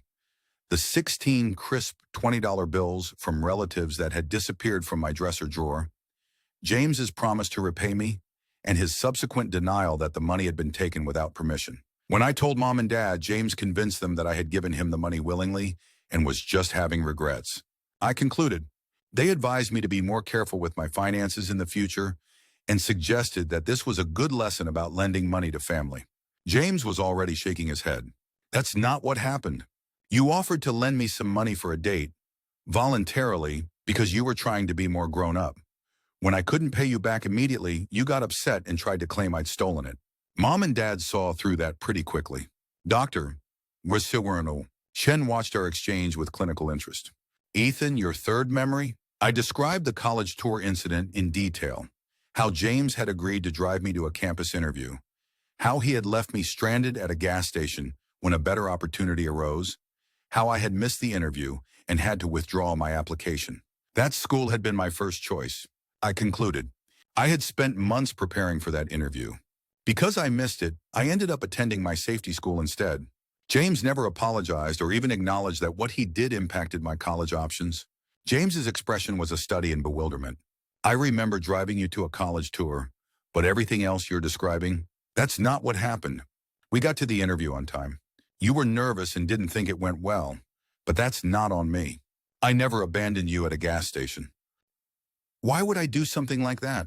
Because your friend Tyler called about concert tickets, I replied, and that was more important to you than my future. Tyler? James's confusion appeared genuine. Tyler who? I don't even remember having a friend named Tyler in high school. Tyler Braddock, I said, captain of the soccer team. The guy who gave you that fake ID junior year. The one who went to UMass with you and was in your wedding party 3 months ago. A flicker of something, recognition, alarm, calculation, crossed James's face before he regained his composure. Oh, that Tyler. We weren't even close in high school. He definitely wouldn't have been calling me about concert tickets. You must be mixing up different events. Doctor, Chen intervened as I opened my mouth to challenge this obvious lie. I want to pause here and reflect on what we're observing. The three memories Ethan has shared all involve James prioritizing his own needs above Ethan's, often with significant negative consequences for Ethan. James, meanwhile, either doesn't recall these events or remembers them happening in dramatically different ways that absolve him of responsibility. This is a profound disconnect in how you both experienced your relationship. She turned to James. I'm curious about your emotional response to hearing these memories from Ethan. Setting aside the question of whose version is objectively correct for a moment, how does it feel to hear that this is how your brother experienced these shared events? It was a masterful therapeutic move, shifting from the battleground of objective truth to the more productive territory of subjective experience and emotional impact. James hesitated, visibly recalibrating his approach. It's difficult to hear, he admitted finally. If that's genuinely how Ethan remembers things, then I feel terrible that he's carried these negative perceptions of me for so long. But I also feel frustrated because that's not who I am or who I was. It's like he's describing a different person entirely. In a way, I am, I said quietly. I'm describing the James that existed when adults weren't watching. The James who carefully maintained one image for parents, teachers, and friends, and showed a completely different side to me. James's expression hardened momentarily before he regained control. That's not fair, Ethan. You're making me sound like some kind of sociopath with a secret evil identity. We were brothers who sometimes fought, like all siblings do. But this narrative you've constructed where I was systematically cruel to you, that's not reality. That's not what happened. Doctor, Shen interjected gently. James, when you say that's not what happened, you're dismissing Ethan's lived experience. What if instead you tried to understand why he might have experienced your shared history so differently than you did? I've been trying, James insisted, his frustration becoming more visible. But it's hard to empathize with a version of events that I don't recognize, and that paints me as some kind of monster. If Ethan's memories are this negative, this different from mine, then maybe there are other factors at play. Maybe he's been, I don't know, influenced somehow to reinterpret everything in the worst possible light. There it was again, the subtle suggestion that I was unstable, unreliable, possibly manipulated by outside forces. It was a tactic James had employed throughout our lives whenever I challenged his narrative, questioned my perception, my memory, my mental stability. But this time I was prepared. I've been documenting our interactions since we were children, I said, looking directly at James. Not consistently, but enough to establish patterns. I have journal entries from as far back as age 8 describing specific incidents. I have emails, texts, even some audio recordings from our adult interactions. My memories aren't reconstructions or reinterpretations. They're consistent with contemporaneous documentation of what actually happened. James's expression froze. You've been recording our conversations? That's disturbing, Ethan, and probably illegal. Only in situations where it was legal to do so, I clarified. Single-party consent states, public spaces. And not often, just enough to have a record when I anticipated you might later deny what was said. Doctor, Chen looked between us, clearly processing this new information. Ethan, may I ask why you felt the need to document your interactions with James in this way? For exactly the reason we're seeing today, I replied. Because James has a lifelong pattern of denying or rewriting events to maintain his preferred narrative. Because without external verification, it always becomes my word against his, and he's always been more believable, more persuasive, better at managing others' perceptions. James leaned forward, his professional demeanor slipping further. Do you hear yourself right now? You sound paranoid. You've been keeping some kind of twisted record of perceived slights since we were kids? That's not normal, Ethan. That's not healthy. It became necessary, I said simply, because you consistently gaslit me about our shared reality. When someone repeatedly tells you that your memories are wrong, that your perceptions are distorted, that events you lived through didn't happen the way you know they did, documentation becomes self-preservation. Doctor, skasi wane reformon, termishont. Chen raised a hand gently. I think we need to slow down a bit. We've uncovered some significant dynamics here that will take time to process. James, I'm hearing your frustration and confusion at being presented with a version of events that doesn't align with your self-perception. Ethan, I'm hearing your determination to have your experience acknowledged after feeling invalidated for many years. She glanced at the clock. We're almost at time for today. Before we end, I'd like to suggest a framework for our next session. James, would you be willing to temporarily set aside the question of whose memories are objectively Correct. And instead focus on understanding the impact of these experiences on Ethan, regardless of your intention. James hesitated, clearly weighing his options. Refusing would make him appear defensive and uncooperative. Agreeing meant tacitly accepting, at least temporarily, the validity of my experiences. I can try, he said finally, his tone suggesting significant reservation. But I also think it's important to establish some kind of objective reality. If Ethan's entire perception of our relationship is based on a distorted view of the past, then isn't addressing that distortion part of the healing process? It was a clever deflection, positioning himself as the reasonable party concerned with therapeutic progress while continuing to suggest that the problem lay in my perception rather than his behavior. Dr. Manwatwan Chen nodded thoughtfully. Finding common ground about shared events can be valuable, certainly. But healing can also come from acknowledging the impact of experiences as they were perceived, regardless of intention. For next week, I'd like you both to reflect on one question. What would it mean to accept that your brother experienced your shared history very differently than you did, and that both experiences are valid parts of your relationship story? As we gathered our things and prepared to leave, James maintained careful physical distance between us, his body language closed and defensive. He was on his phone before we even reached the parking lot, once again creating a digital barrier. Caroline's asking how it went, he said, not looking up from his screen. What should I tell her? The question had layers of meaning. What narrative would we present to the outside world about these increasingly tense therapy sessions? Would we maintain the fiction of brotherly reconciliation? Or would the growing cracks in that facade become visible to others? Tell her we're working through some complicated history, I suggested, that these things take time. James glanced up, studying me with the calculating expression I knew so well. You're enjoying this, aren't you? Making me look bad in front of the therapist. Threatening me with your little documentation project. This isn't about making you look bad, James. It's about finally acknowledging what actually happened between us. And it's not a threat, it's insurance against exactly what you're doing right now. Denying reality. He scoffed, turning back to his phone. Your reality, maybe. Not mine. That's the whole point, I said quietly. It never was our reality. It was always yours imposed on me. And I'm finally saying no to that. James didn't respond, but his tense shoulders and rigid posture spoke volumes. For perhaps the first time in our adult lives, he was beginning to understand that he couldn't control this narrative. That the carefully constructed image he had maintained for decades was in genuine jeopardy. And that realization, more than any vengeful toast I might have delivered at his wedding, was the beginning of real accountability. As I drove home from the session, replaying our confrontation in my mind, I realized that Dr. Chen's question applied to me as well as to James. What would it mean to accept that he experienced our shared history differently than I did, and that both experiences might be valid parts of our relationship story? The uncomfortable truth was that James might genuinely believe some of his revised narratives. Years of telling the sanitized versions of events, of positioning himself as the protective older brother, of reframing his cruelty as normal sibling rivalry, all of this might have created a reality that felt as true to him as my documented experiences felt to me.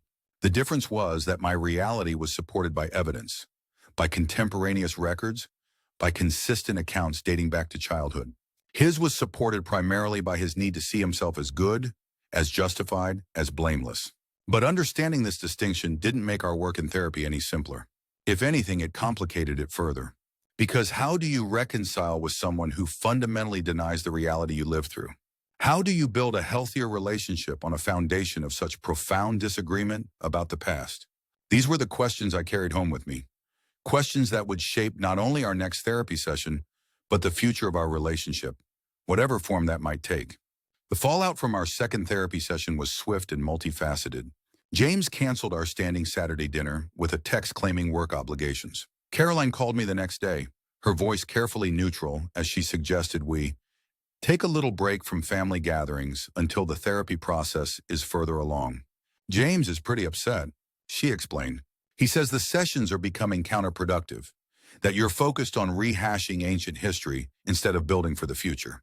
That's not entirely accurate, I replied, choosing my words with care. We're examining patterns from our past that continue to affect our present relationship. That's a necessary part of the process. Of course, Caroline said quickly. I'm not taking sides here, Ethan. I just think maybe a little space might be good while you both work through these issues with Dr. Checker, Chen. But she was taking sides. How could she not? James was her husband, the man she had committed her life to. Her primary allegiance would naturally be to him, especially when the alternative meant acknowledging that the man she had married might not be who she thought he was. I agreed to the space without argument. This too was part of the process. James retreating, using Caroline as a buffer, attempting to regain control of a situation that had slipped beyond his customary management. 3 days later, I received an email from Dr. Chen. Dear Ethan, I wanted to inform you that James has requested we postpone our next scheduled session. He feels that taking some time to process our discussions thus far would be beneficial before proceeding further. I've suggested that individual sessions for each of you might be a productive intermediate step. Would you be open to continuing with individual therapy while we determine the best path forward for joint sessions? Warm regards. Dr. Melissa Chen. It was exactly what I had anticipated. James retreating when confronted with evidence he couldn't easily dismiss or reframe. The suggestion of individual sessions was likely Dr. Chen's attempt to salvage the therapeutic process, but I recognized it for what it also was. A reprieve for James, a chance for him to regroup and develop a new strategy for managing the threat I now represented to his carefully constructed self-image.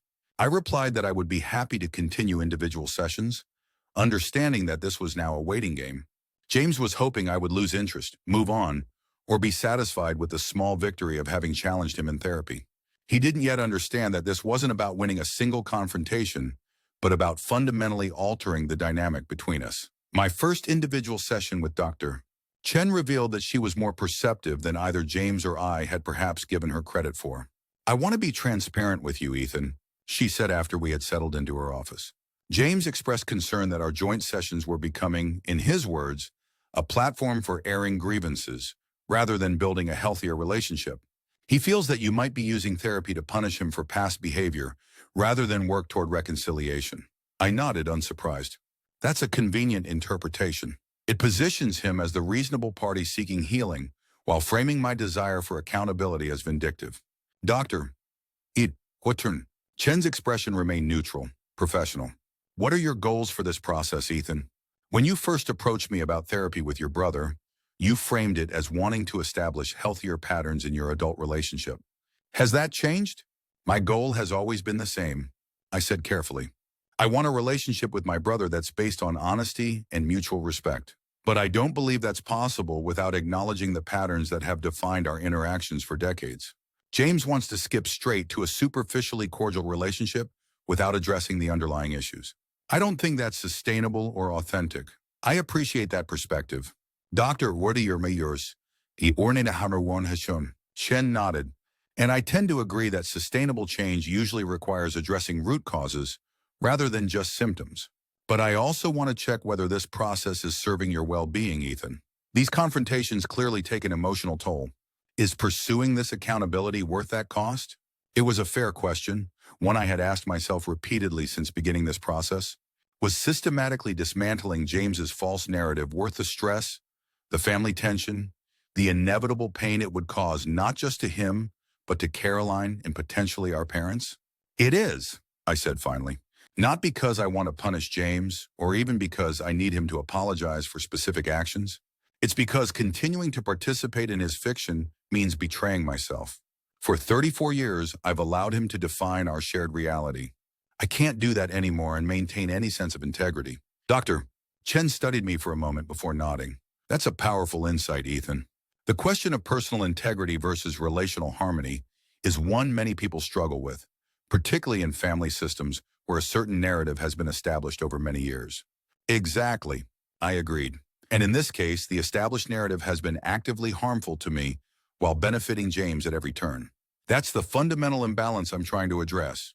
For the remainder of the session, we explored healthier boundary-setting strategies and discussed how I might navigate family interactions during this period of tension. Dr. Chen neither endorsed nor discouraged my documentation efforts, but she did acknowledge that having concrete examples of pattern behaviors could be useful in therapeutic contexts. As I left her office, I felt a strange mixture of validation and uncertainty. The validation came from having my perspective taken seriously by a professional, without the automatic dismissal I had grown accustomed to throughout my life. The uncertainty stemmed from the growing recognition that this process might not lead to the outcome I had initially hoped for. A transformed relationship with my brother based on mutual acknowledgement of our true shared history. Instead, it might be leading towards something else entirely. A final clarification that James and I could not have a meaningful relationship because we fundamentally inhabited different realities. His constructed to maintain his self-image, mine documented to preserve my sanity. That evening, I received a text from Carolyn. "Can we meet for coffee tomorrow?" "Just us." I agreed, suggesting a cafe near her office for lunch. When she arrived the next day, her expression was a study in controlled concern. The look of someone preparing for a difficult conversation. "Thanks for meeting me," she said after we had ordered and found a quiet table in the corner. "I wanted to check in with you, see how you're doing with everything." "I'm okay," I replied, watching her carefully. "How are you? This can't be easy to navigate." Carolyn sighed, stirring her latte absently. "It's been challenging. James is really upset, Ethan. He says you're dredging up ancient history and twisting events to paint him in the worst possible light. He feels betrayed that you've apparently been documenting your interactions for years, almost like you were building a case against him. I had expected this. James using Caroline to advocate his position, to make me feel guilty for challenging his narrative. It was a familiar tactic, using third parties to apply pressure when direct confrontation proved ineffective. I understand why he might feel that way, I said carefully. But from my perspective, I've been trying to preserve an accurate record of our relationship because James has a pattern of denying or rewriting events that don't fit his preferred narrative. That's not building a case. It's protecting my own understanding of reality. Caroline's expression softened slightly. I believe that you believe that, Ethan. I do, but I also know my husband. He's one of the most honest, straightforward people I've ever met. The idea that he's been systematically gaslighting you for decades just doesn't align with the man I know. That's because the James you know is the public version, I said gently. The version he presents to everyone except me. I'm not suggesting he's being deliberately false with you, Caroline. I think the mask has become so familiar that he believes it's his real face. She flinched slightly at the word mask, her fingers tightening around her cup. That makes him sound calculated, manipulative. That's not James. It is, though, I insisted, keeping my voice gentle but firm. The calculation might be so habitual now that it's nearly unconscious. But it's still there. He shows different faces to different people, always managing impressions, always controlling the narrative. Haven't you noticed how he tells slightly different versions of the same story depending on who's listening? A flicker of something, recognition, doubt crossed Caroline's face before she regained her composure. Everyone does that, Ethan. We all emphasize different aspects of stories for different audiences. That's just normal social behavior. True, I acknowledge. But with James, it goes beyond emphasis. He creates entire fictional events, like the 3 memories he shared in therapy. A blanket fort during a thunderstorm that never happened, a confrontation with bullies that never occurred, a congratulatory college graduation toast that was actually a series of backhanded compliments. These aren't matters of perspective, they're fabrications. Caroline was silent for a moment, studying her coffee as if it might contain answers. Have you considered that maybe you both remember things differently because you experienced them differently? Memory isn't a perfect record, Ethan. It's subjective, influenced by emotion, by subsequent experiences. I have considered that, I said. That's why I've maintained documentation for so many years. Notes, journal entries, recordings when legal. Because I learned early that without external verification, James's version always prevails. He's more confident, more persuasive, more practiced at managing perceptions. Caroline looked up, meeting my eyes directly. Can I ask you something personal, Ethan? Something that might be difficult to hear? I nodded, bracing myself. Is it possible that you've been holding on to childhood resentments for so long that they've colored how you perceive everything about your relationship with James? That maybe you're so invested in seeing him as the villain in your story that you can't recognize when he's genuinely trying to connect? It was a fair question, one that reflected James's narrative influence, but also contained a legitimate psychological possibility that I had examined myself during years of therapy. I've asked myself that question many times, I admitted. It's why I've been so careful to distinguish between my emotional reactions and objective events in my documentation. It's why I've consulted with therapists over the years to check my perceptions. But the consistent patterns I've observed and recorded go far beyond subjective interpretation. They reflect a clear behavioral strategy that James has employed throughout our relationship. Carolyn sighed, looking genuinely troubled. I don't know what to think, Ethan. I love my husband. I trust him. But I care about you too, and I can see that your pain is real. I appreciate that, I said. And I want you to know that this isn't about hurting James or damaging your marriage. It's about finally establishing an honest foundation for whatever relationship we might have moving forward. Maybe that means accepting that we can't have the kind of close brotherhood that you envision for us. That would break his heart, Caroline said quietly. He talks all the time about wanting a real relationship with you, about making up for lost time. I bit back my initial response, that James's professed desire for closeness was yet another performance designed to impress her, rather than a genuine change of heart. Instead, I said, if that's truly what he wants, then he needs to be willing to acknowledge our actual shared history, not the sanitized version he's created. Caroline nodded slowly, though I could see she wasn't fully convinced. He mentioned that you have another session with Dr. Chen tomorrow, just you, not both of you together. That's right. Will you? She hesitated, choosing her words carefully. Will you keep trying? With the therapy, I mean, for both your sakes. The unspoken plea beneath her words was clear. Don't give up on James. Don't give up on the possibility of reconciliation. Don't force me to see my husband as someone different from the man I believe him to be. I'll keep working with Dr. Chen, I promised. Beyond that, the way forward depends on James's willingness to engage honestly with our shared history.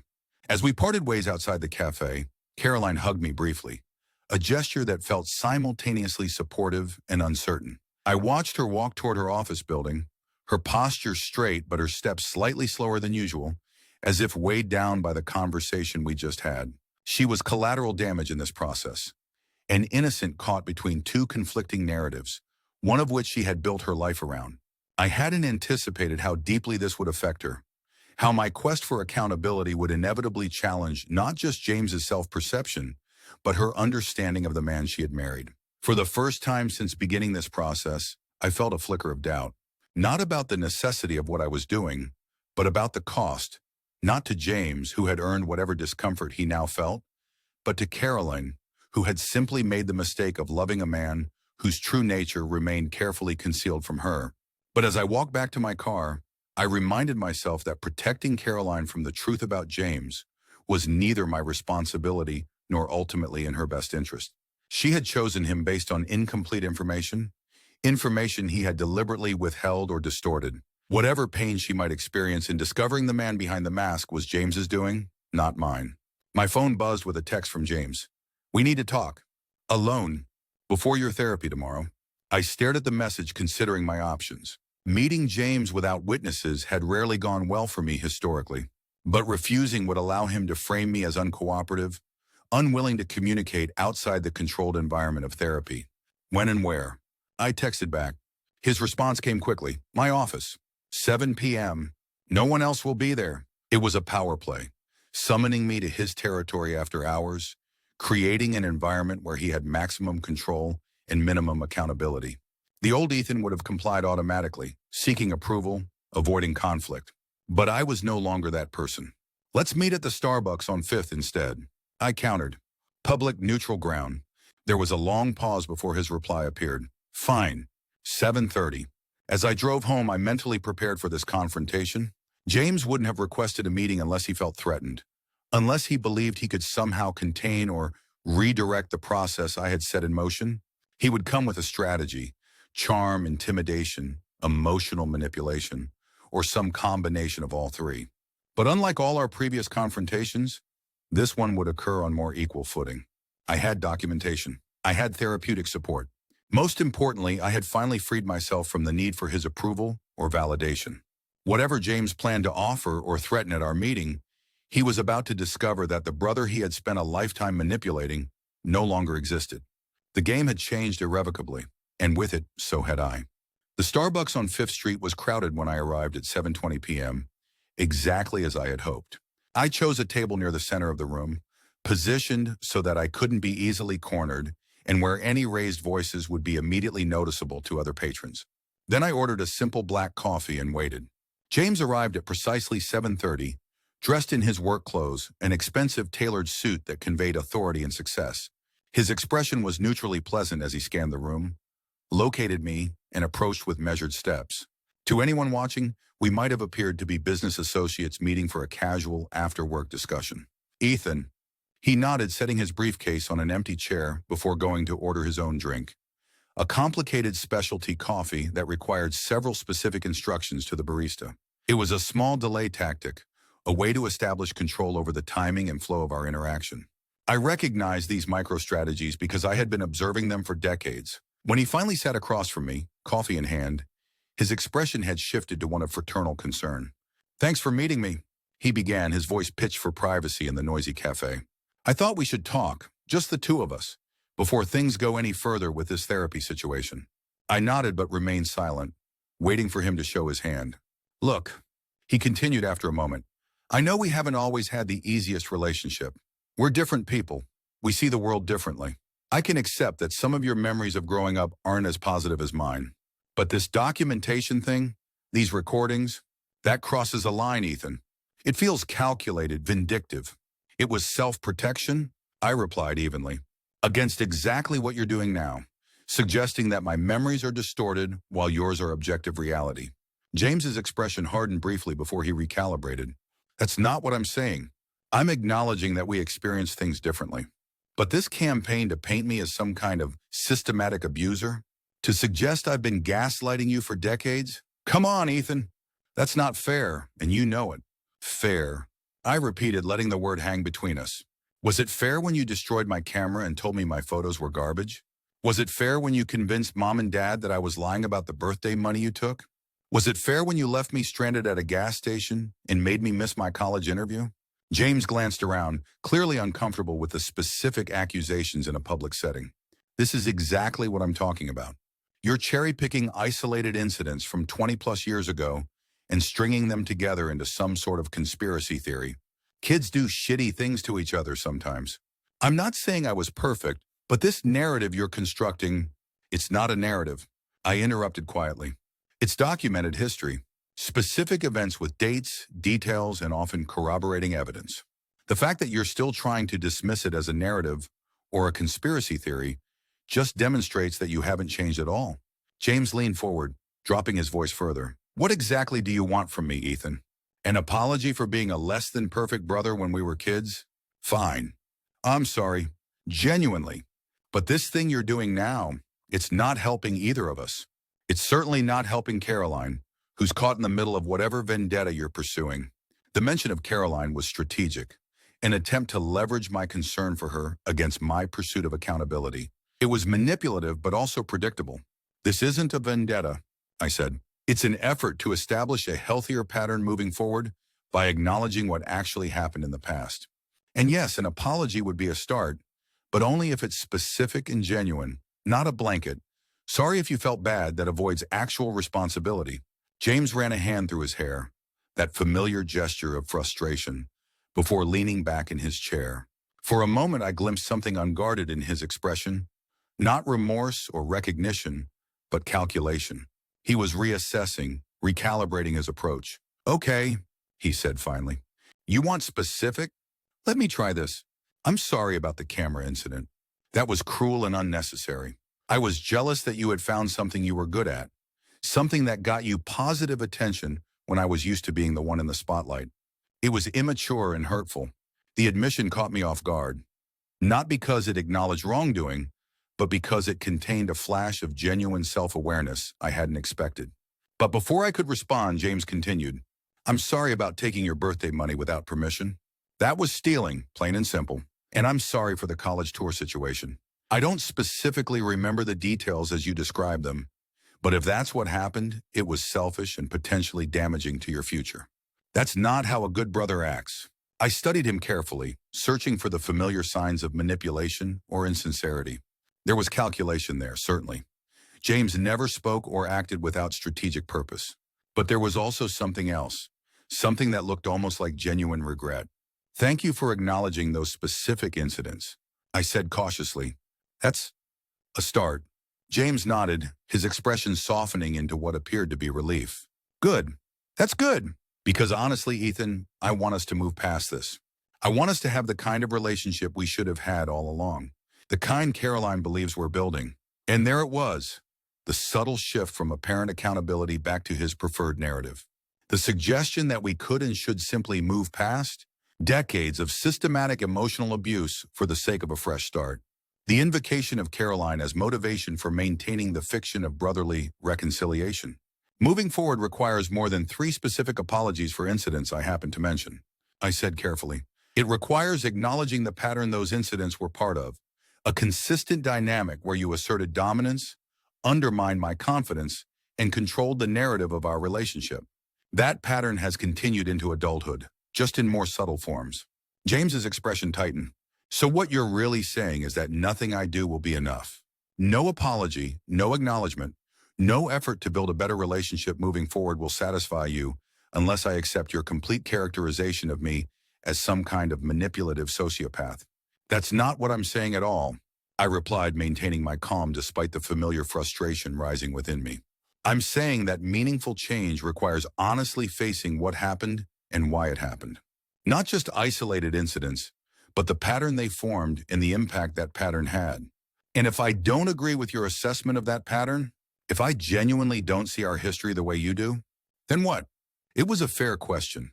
Perhaps the most honest one James had asked throughout this process. What if the gap between our perceptions of shared reality was simply too vast to bridge? Then we acknowledge that, I said finally. We accept that we may not be able to have the kind of relationship Caroline envisions for us, because we can't agree on the fundamental nature of our shared history.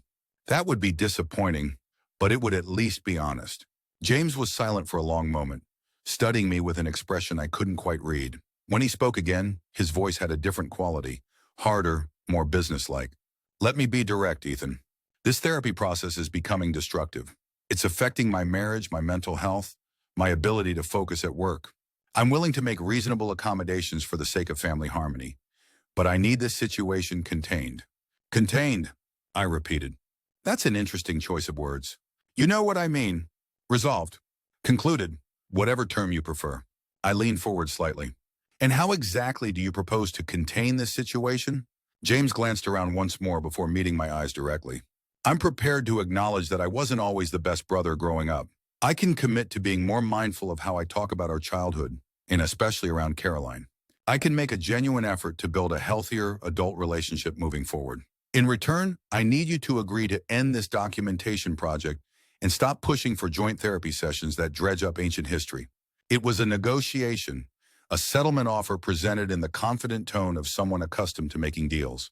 James was attempting to treat our relationship like a business transaction, offering concessions in exchange for what he really wanted: containment of the threat I represented to his carefully constructed self-image.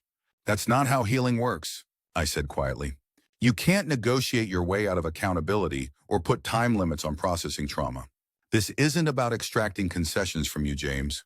It's about establishing an honest foundation for whatever relationship we might have moving forward. And what if your version of honest doesn't align with my lived experience? He countered. What if your documentation, your memories, your perception doesn't match what I genuinely believe to be true about our history? Then we have an irreconcilable difference, I said simply. One that might preclude the kind of close relationship you claim to want. James's expression hardened further. So it's your way or nothing. Accept your version of events completely, or we can't have a relationship. That's your position? No, I corrected him. My position is that we need to acknowledge what actually happened between us before we can build anything meaningful moving forward. If you're genuinely unable to recognize the patterns I've documented, then yes, that creates a fundamental barrier to reconciliation. Not because I'm being stubborn or vindictive, but because we would be operating from incompatible realities. He stared at me for a long moment, his expression unreadable. Then he glanced at his watch and stood abruptly. I need to get home to Caroline. Think about what I've offered, Ethan. A fresh start, a commitment to do better, specific apologies for specific incidents. That's more than most people get in family conflicts. Don't throw away the chance for a real brotherhood because you're fixated on winning some battle over whose memories are more accurate. Before I could respond, he had gathered his briefcase and was moving toward the door, creating a calculated exit that gave him the last word while avoiding further discussion. I remained seated, processing the interaction. James had offered exactly what I had expected: limited accountability for specific incidents, framed as generous concessions, with the explicit expectation that I would drop my broader concerns about patterns and ongoing behavior in exchange. It was a strategy designed to appear reasonable while avoiding the deeper reckoning I was seeking. What surprised me wasn't the offer itself, but the brief glimpses of something that looked almost like genuine regret when he acknowledged specific harmful actions. Was it possible that beneath the calculation and manipulation, James had moments of actual insight into the impact of his behavior? Or was this simply another level of performance, carefully calibrated to appear authentic? I couldn't be certain. And that uncertainty was perhaps the most troubling aspect of our entire relationship. The constant question of what, if anything, was genuine beneath the layers of strategic self-presentation. As I left the coffee shop and drove home, I thought about my upcoming individual session with Dr. Chen.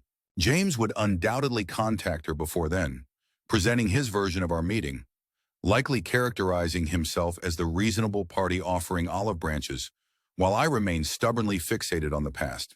But for once, I wasn't concerned about his narrative prevailing. I had done the work to understand my own experiences, to document the patterns, to separate fact from emotion. Whatever James told Dr. Chen about our meeting, I could present my perspective with clarity and evidence. The old dynamic, James controlling the narrative while I struggled to be heard, was finally shifting. Not because he had changed, but because I had. And that, I realized as I pulled into my driveway, was perhaps the most significant victory of all, one that didn't depend on James's acknowledgement or anyone else's validation. Whatever happened with our brotherhood moving forward, I had reclaimed my own story. I had broken free of the gaslighting and manipulation that had defined our relationship for decades.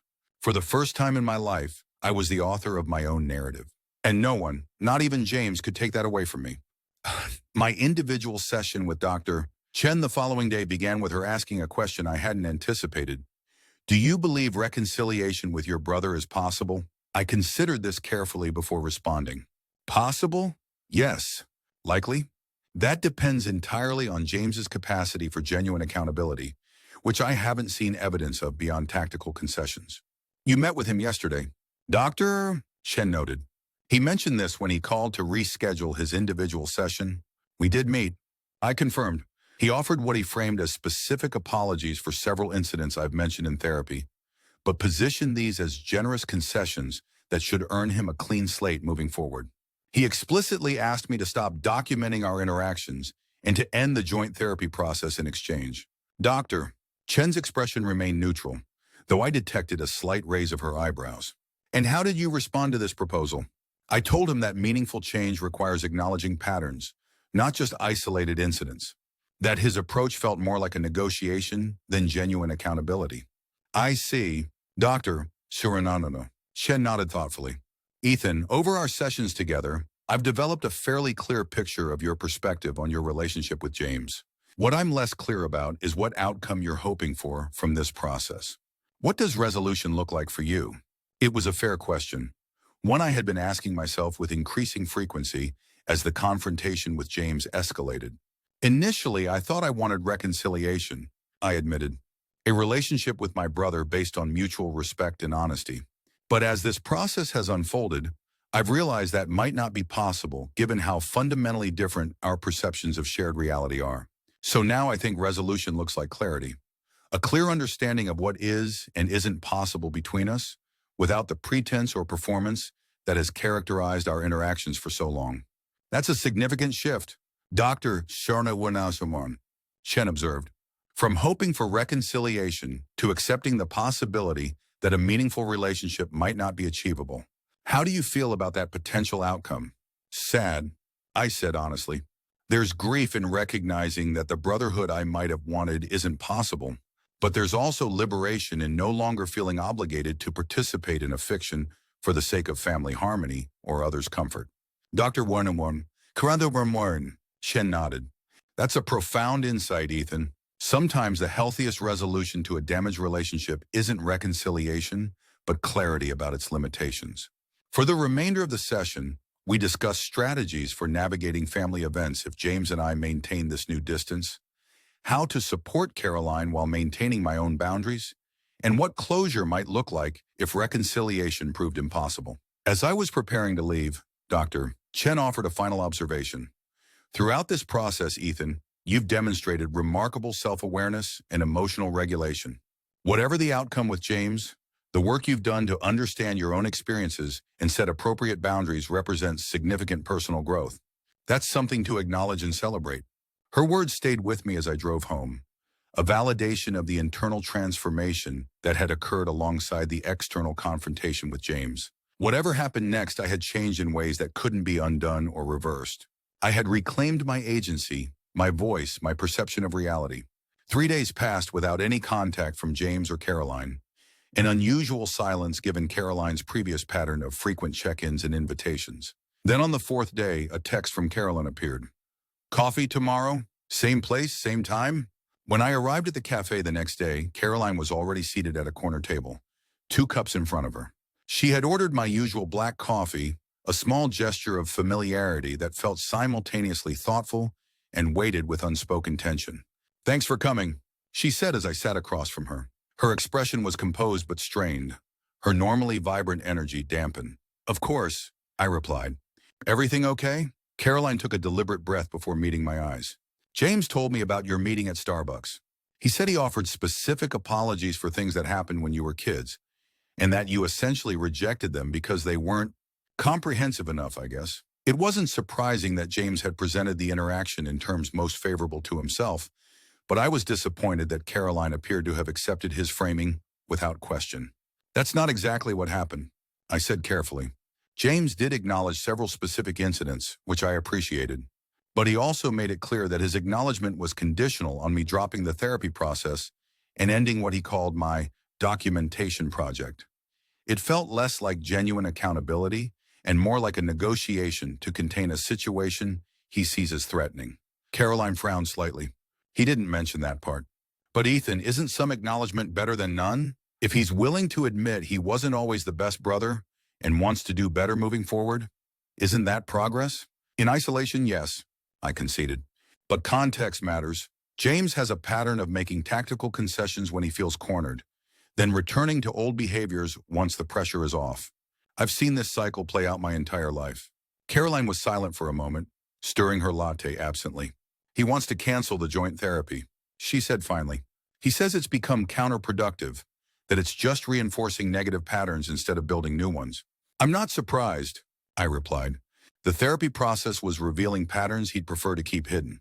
It's much easier for him to maintain his preferred narrative without a trained professional noting the discrepancies and defense mechanisms. Caroline looked up, her expression suddenly direct. Can I ask you something bluntly, Ethan? What's your endgame here? What do you ultimately want from this situation with James? The question echoed Dr. Chen's from our recent session, but coming from Caroline, it carried different implications. She wasn't a neutral therapist seeking to clarify therapeutic goals. She was a wife concerned about her husband, caught between conflicting narratives about the man she had married. I want what I've always wanted, I said after a moment. A relationship based on honesty rather than performance. Recognition of what actually happened between us rather than the sanitized version James has created. But I've come to accept that might not be possible. Because you think James is incapable of being honest? Caroline pressed. That he's fundamentally deceptive in some way? Not deceptive in the way you're implying, I clarified. But I do think he's created a self-image that depends on denying or minimizing certain aspects of his behavior, especially toward me. Challenging that self-image threatens his core understanding of who he is. That makes genuine accountability extremely difficult, if not impossible.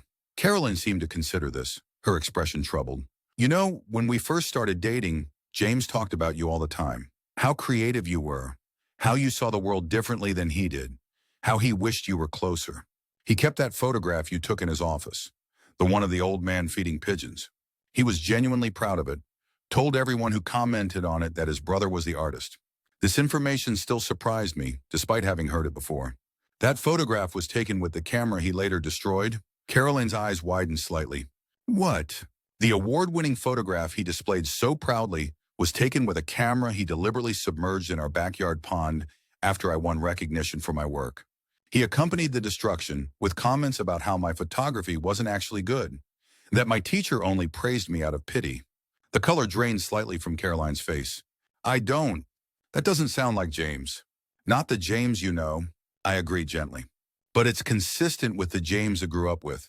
Someone who could be publicly supportive while privately undermining, who could display my work proudly to impress others, while simultaneously ensuring I wouldn't continue developing that talent. Caroline was silent for a long moment, her expression complicated.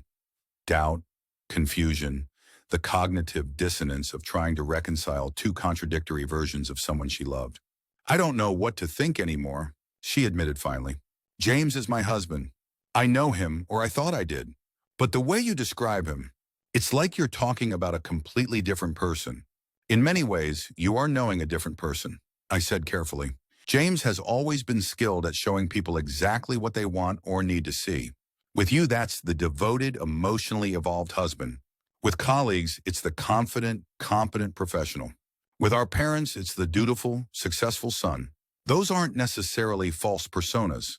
They're aspects of himself he chooses to emphasize or diminish, depending on his audience. And with you, Caroline asked, what version of himself does he show you? Historically?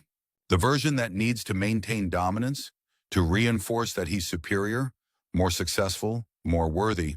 Recently, with you in the picture, a more complex version, publicly fraternal and supportive when you're watching, but still subtly undermining when we're alone. Caroline shook her head slightly, as if trying to physically dispel confusion.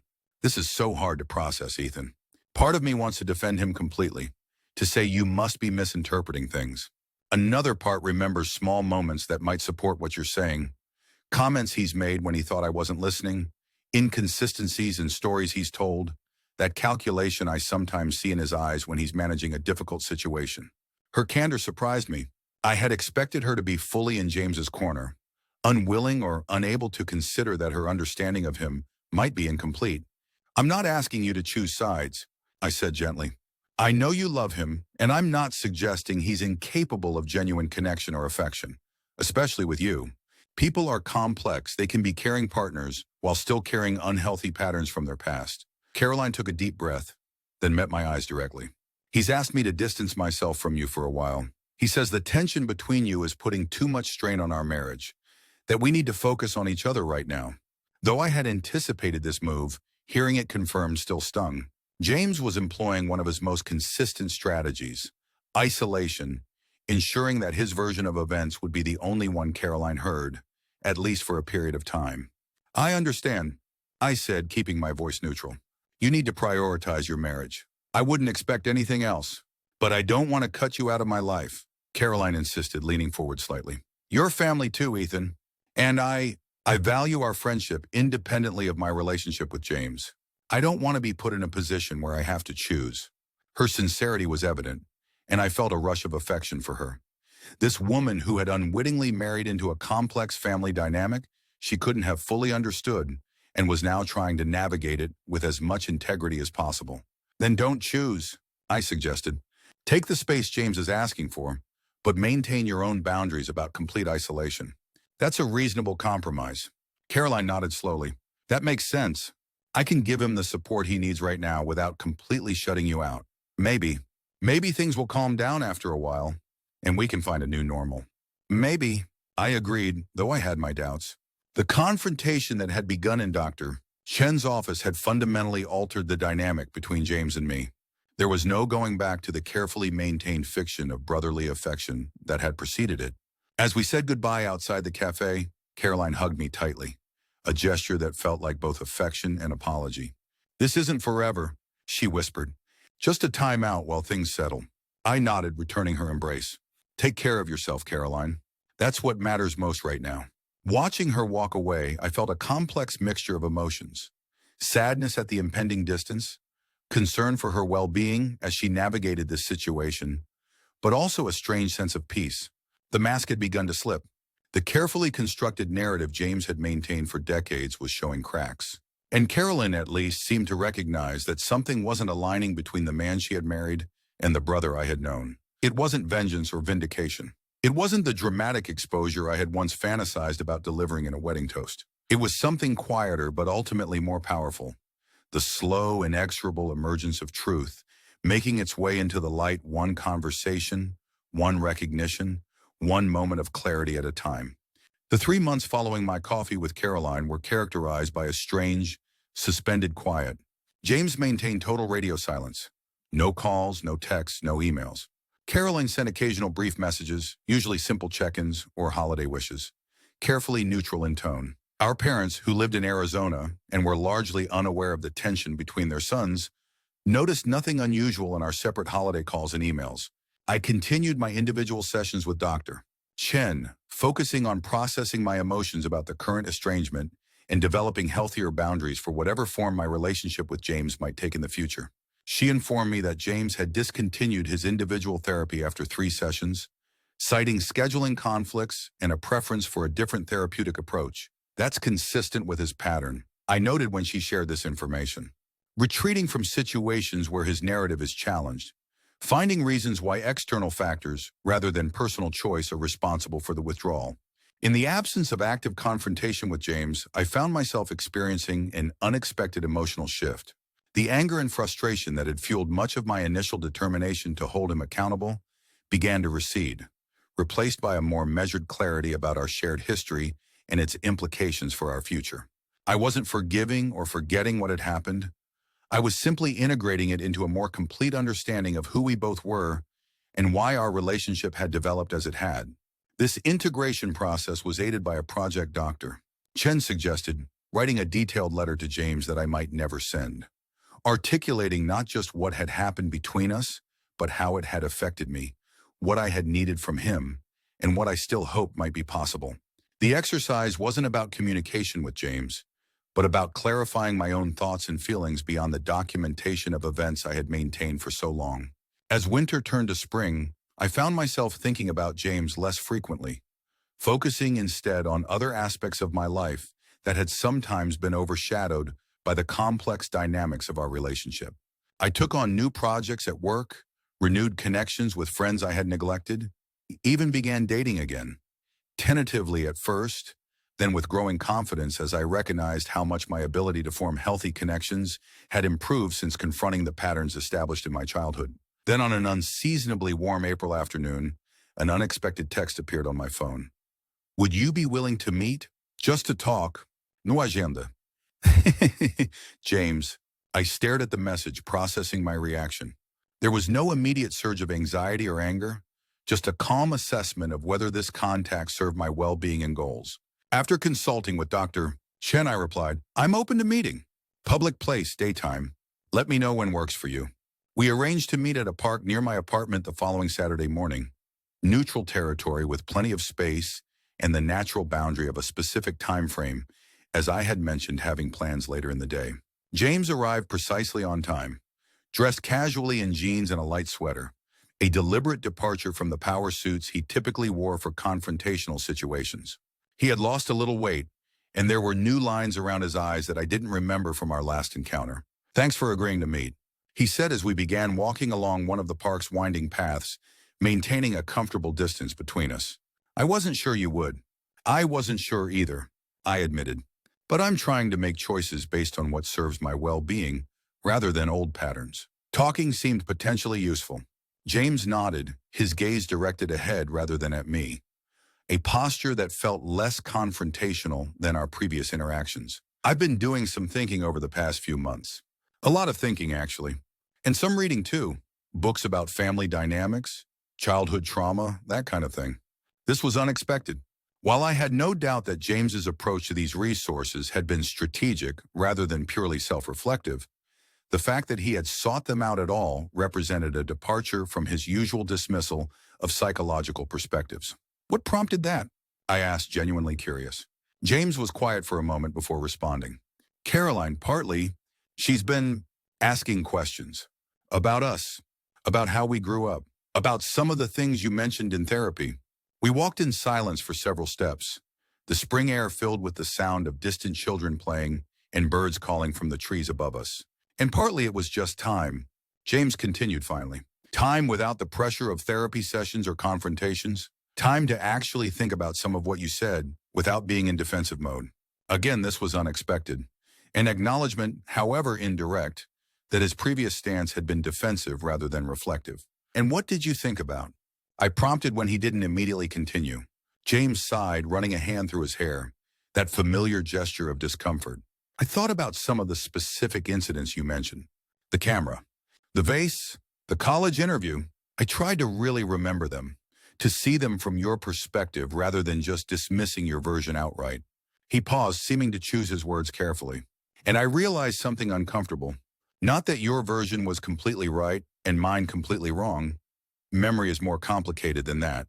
But that I had edited my memories over time, smoothed over the parts that didn't fit how I wanted to see myself." It was perhaps the most honest statement James had made to me in our adult lives. An admission of fallibility that went beyond tactical concessions to acknowledge a deeper pattern of self-deception. "That's significant," I said quietly. "The recognition that memory can be shaped by our need to maintain a particular self-image." James nodded. "There's a term for it in one of the books I read. Something about motivated forgetting. How people unconsciously suppress memories that threaten their self-concept or cause too much guilt or shame. And you think that's what happened with your memories of how you treated me?" James was silent for another moment, his pace slowing slightly. I think I was a worse brother than I've been willing to admit. Not just because I was a kid who didn't know better, but because there was something in me that enjoyed having power over someone else, especially someone who was different from me in ways I didn't understand or value back then. The admission hung in the air between us, more significant than any of the specific apologies he had offered during our coffee shop negotiation months earlier. This wasn't a strategic concession designed to resolve an immediate problem. It was a genuine moment of self-reflection that acknowledged a painful truth about his own character. "Thank you for saying that," I said finally. "It can't have been easy to recognize or admit." James glanced at me briefly before looking away again. "It wasn't, still isn't, because once I started looking at that pattern with you, I started seeing echoes of it in other relationships too. How I've used charm or intimidation to maintain control, to keep people seeing me the way I want to be seen." We had reached a small pond at the center of the park. James stopped walking, watching a family of ducks glide across the water's surface. "I'm not saying I've had some complete transformation," he continued, his voice quieter now. "I'm not suddenly a different person, but I am trying to be more honest. With myself first, and then maybe with others, starting with Caroline. And you." I studied his profile, searching for the familiar signs of calculation or performance. They were still there. James would likely never be completely unguarded or spontaneous, but there was also something new, a vulnerability, a tentativeness that suggested genuine uncertainty rather than strategic positioning. "What does that honesty look like with Caroline?"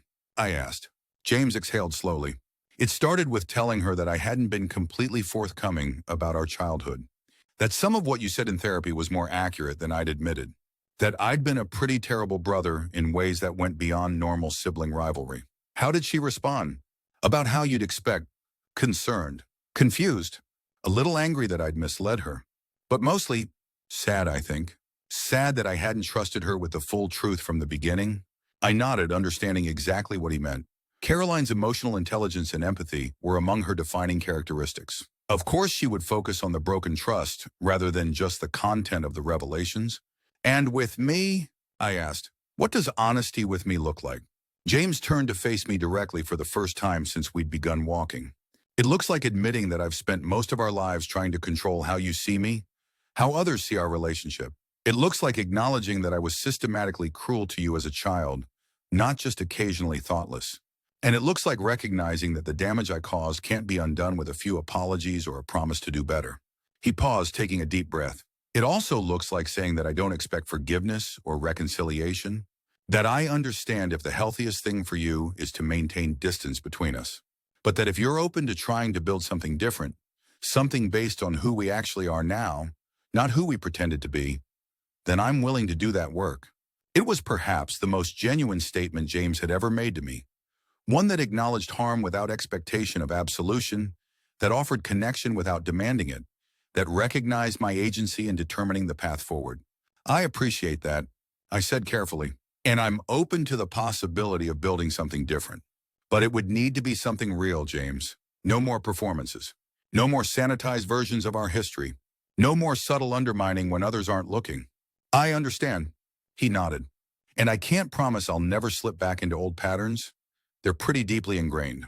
But I can promise to be open to being called on it when I do. To listening instead of dismissing or deflecting. We began walking again, circling back toward the park entrance at a measured pace. The conversation had shifted something between us, not erasing the past or magically healing decades of damage, but creating a small opening where honesty might eventually flourish. Caroline mentioned you're seeing someone, James said after a comfortable silence. Someone you met through work? Melissa? I confirmed.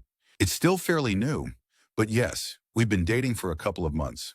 That's great, James said, and the lack of any subtle dig or backhanded compliment was noticeable in its absence. She's a lucky woman. As we reached the park entrance and prepared to part ways, James hesitated, clearly weighing whether to extend his hand or attempt a more fraternal gesture. I made the decision for him, offering a brief but genuine handshake. This was a good start, I said. Thank you for reaching out. James nodded, his expression unusually open. Thank you for listening, for giving me a chance I'm not sure I deserve. As I watched him walk to his car, I reflected on the journey that had brought us to this moment. It had begun with rage and pain, with the impulse to expose James publicly in the most damaging way possible. It had evolved into a more measured pursuit of accountability, a systematic effort to make him acknowledge the truth he had spent decades denying. And now, unexpectedly, it had arrived at something neither of us could have predicted. The first tentative steps toward an honest relationship, one that acknowledged our complicated history rather than pretending it didn't exist. There were no guarantees that this new direction would last, or that James wouldn't eventually revert to old patterns when the initial motivation for change faded. But for perhaps the first time in our lives, we had spoken to each other as authentic human beings, flawed, complex, capable of both harm and growth, rather than as the roles we had played for so long, the golden child and the scapegoat, the tormentor and the tormented, the charismatic brother and his oversensitive sibling. As I drove home, I thought about the wedding toast I had planned and abandoned. The nuclear option that would have irreparably damaged not just James, but Caroline and many others in the blast radius. I thought about the methodical approach to accountability I had pursued instead, the gradual erosion of James's false narrative through documentation and therapeutic confrontation. Both approaches had been driven by a desire for justice, for acknowledgement, for some rebalancing of the power dynamic that had defined our relationship. But neither had produced the outcome I had anticipated.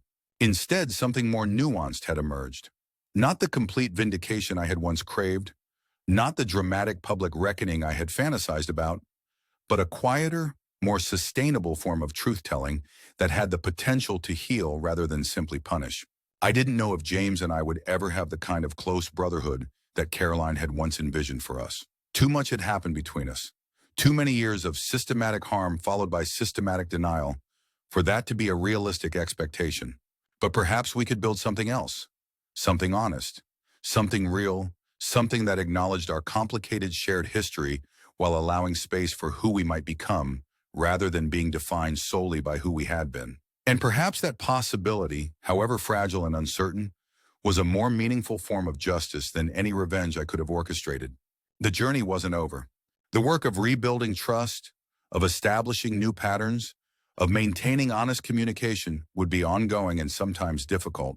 There would be setbacks, moments when old dynamics reasserted themselves, times when the temptation to retreat into familiar roles became almost overwhelming. But for today, on this unusually warm spring afternoon, it was enough to know that the first small step had been taken. Not toward forgiveness or forgetting, but towards something perhaps more valuable.